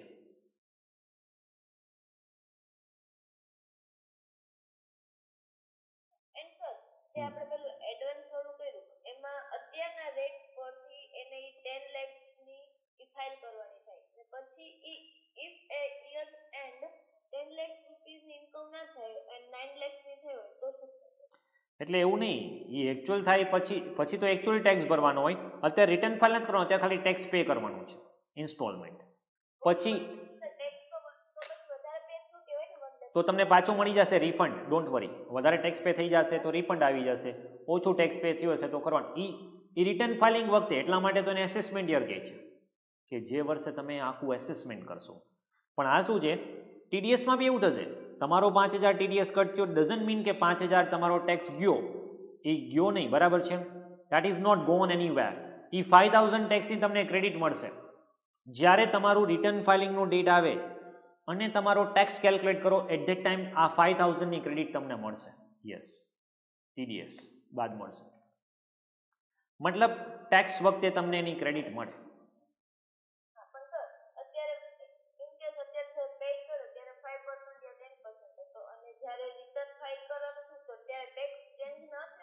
નો થાય, ઇન્કમ ટેક્સમાં ચેન્જ ન થાય ને, કારણ કે એટલા માટે તો આ એસેસમેન્ટ યર 2021 નો રેટ લે છે. એ 2021-22 નો રેટ હોય ને એ એકવાર આવી જાય. એ ક્યારે આવ્યો જો, આ ફેબ્રુઆરી બજેટમાં 2020 જે છે એના પાર્ટ 3 માં એસેસમેન્ટ યર 2021-22 નો રેટ્સ આવી ગયો. પછી આ જે એસેસમેન્ટ યર 21-22 નો રેટ છે, ઇન્કમ ટેક્સ રેટ છે, એ આખું વર્ષ માટે કોમન રહે, એમાં ચેન્જ ન આવે.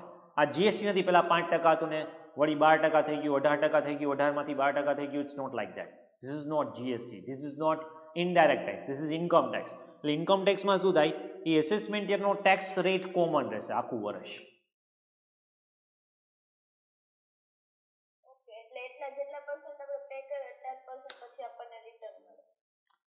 એટલે એ તમારા રિટર્નમાં કન્સિડર થઈ જશે. અને કઈ રીતે થશે એનું હું તમને લાસ્ટ જે ચેપ્ટર કરાવીશ ને, કોમ્પ્યુટેશન ઓફ ટોટલ ઇન્કમ, એમાં આ બધા કન્સેપ્ટ ભેગા થશે, ત્યારે હું સમજાવીશ તમને ડિટેલમાં. અત્યારે ખાલી આ કન્સેપ્ટ લેવાનો છે કે આ કઈ રીતે એકબીજા સાથે કનેક્ટેડ છે. ઓકે, એમસીક્યુમાં એકવાર પૂછ્યું હતું, પાર્ટ 3 આન્સર આવતો હતો.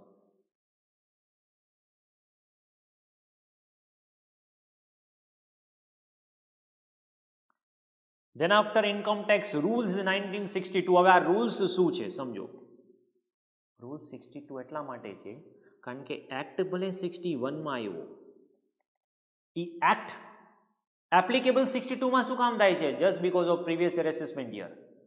કારણ કે 61-62 ની ઇન્કમ પહેલી વાર 62-63 માં ટેક્સેબલ થાય, સમજાણું? તો 62 માં રૂલ્સ આવ્યા.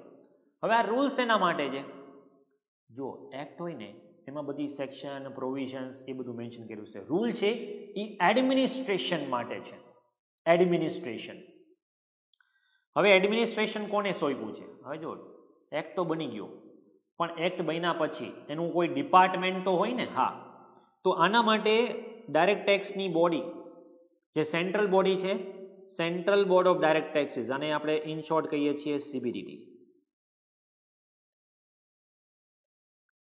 તો આ એક સેન્ટ્રલ બોડી છે, ઇન્કમ ટેક્સ ડિપાર્ટમેન્ટનું આખું એડમિનિસ્ટ્રેશન આ સીબીડીટી કરે છે, central board of direct taxes.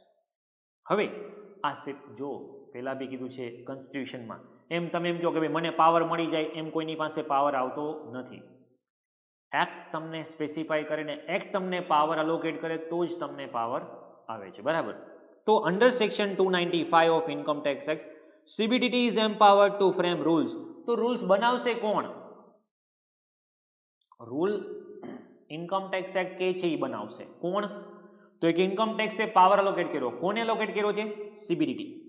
કે ભાઈ સેક્શન 295 માં મેં તમને પાવર આપ્યો છે, જાઓ રૂલ્સ બનાવી દો. ઓકે, એ લોકો એ પાવરનો યુઝ કરીને 62 માં જ રૂલ્સ બનાવી નાખ્યા. રૂલ્સ એના માટે છે, આ જે ફોર્મ્સ છે, પ્રોસિજર્સ છે, વેલ્યુએશન ઓફ પરક્વિઝિટ છે, આગળ આવશે.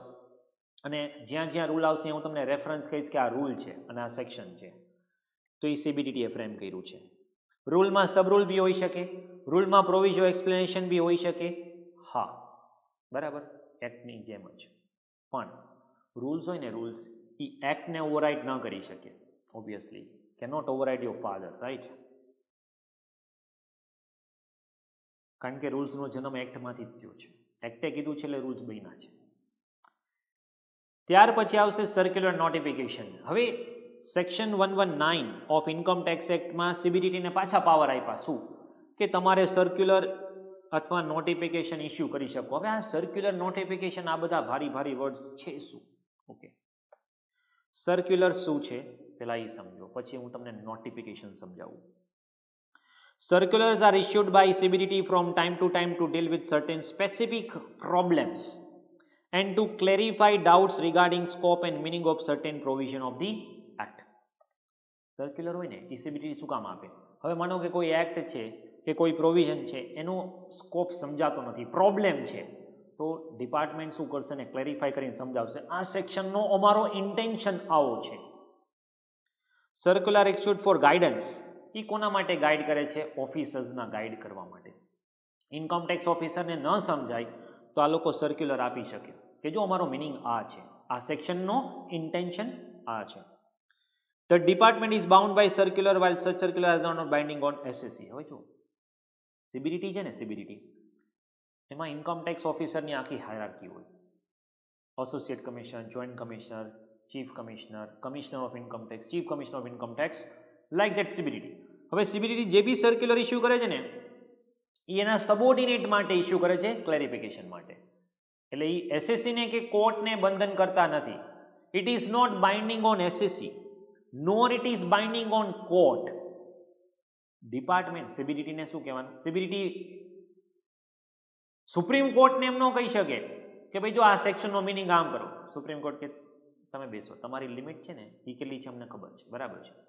Your limit is confined to a particular interpretation of respectively framing the rules and to issue circular for your department. Interpret કેમ કરવું છે અમને નહીં શીખડાવો. હાઈકોર્ટ અને સુપ્રીમ કોર્ટ તો એની માસ્ટરી છે, ઇન્ટરપ્રિટ એ લોકો કરશે, ઇન્ટરપ્રિટ આ લોકોએ નથી કરવાનું, બરાબર. Same with notification. હવે આ નોટિફિકેશન શું છે? You might have heard that કે ઇન્કમ ટેક્સની સાઇટ, ઇન્કમ ટેક્સની જે ડેટ્સ છે ઇન્ક્રીઝ થઈ ગઈ, પોસ્ટપોન થઈ, આવા બધા નોટિફિકેશન ઇસ્યુ કરતા હોય છે. Notification issued by central government to give effect of provision of the act. હવે નોટિફિકેશન માટે તમે કોઈ એક્ઝમ્પશન, એમેન્ડમેન્ટ્સ આને ઇફેક્ટ આપી શકો છો. Make or amend rules for the purpose of notification. આ બંનેને બાઇન્ડ કરે છે. જો યાદ રાખજો, notification are binding on both to SSE and department. જ્યારે સર્ક્યુલર છે એ ખાલી ડિપાર્ટમેન્ટને જ બાઇન્ડ કરે છે, SSE ને નહીં. આ બધા વર્ડ્સ બહુ સમજો. SSE જેનું એસેસમેન્ટ થાય છે, એસેસિંગ ઓફિસર જે એસેસમેન્ટ કરે છે, એસેસમેન્ટ યર જે યરમાં એસેસમેન્ટ થાય છે. ઓકે. અને ફાઇનલી જ્યારે ડિપાર્ટમેન્ટ અને SSE વચ્ચે ડિસ્પ્યુટ હશે, હવે આ SSE કોણ છે એ હું નેક્સ્ટ લેક્ચરમાં સમજાવીશ તમને ઇન ડિટેલ. ફાઇનલી SSE અને ડિપાર્ટમેન્ટ વચ્ચે ડિસ્પ્યુટ થાય છે, તો ડિસ્પ્યુટને રિઝોલ્વ કરવા માટે તમે કોર્ટ પાસે જઈ શકો છો અને હાઈકોર્ટ સુધી પહોંચી શકો છો અને એનાથી અહેડ સુપ્રીમ કોર્ટમાં જઈ શકો છો. તો જ્યારે ક્વેશ્ચન ઓફ લો છે એટ ધેટ ટાઈમ હાઈકોર્ટ અને સુપ્રીમ કોર્ટના ડિસિઝન ધ્યાનમાં લેવામાં આવશે. મતલબ આ 5 ઇન્ગ્રેડિયન્ટ્સ તમે કરો. Okay. Income tax act 1961, finance act every year આવશે. Okay. Income tax rules 62 administration માટે. Circular notification. Circular is binding on department only, while notification is binding on both department as well as SSE અને supreme court હાઈકોર્ટના decision. Okay. તો હવે પછીના જે topic છે આપણે નેક્સ્ટ લેક્ચરમાં કરશું. બટ હજી બી હું તમને કહું છું, પહેલા બે લેક્ચર જે છે જસ્ટ એક્ઝામ પોઈન્ટ ઓફ વ્યૂથી નહીં, but from the point of view of understanding this subject is important. Okay, so we'll go for that way. Okay, so if you have any doubt you can ask me. Okay, that's it for today. Thank you.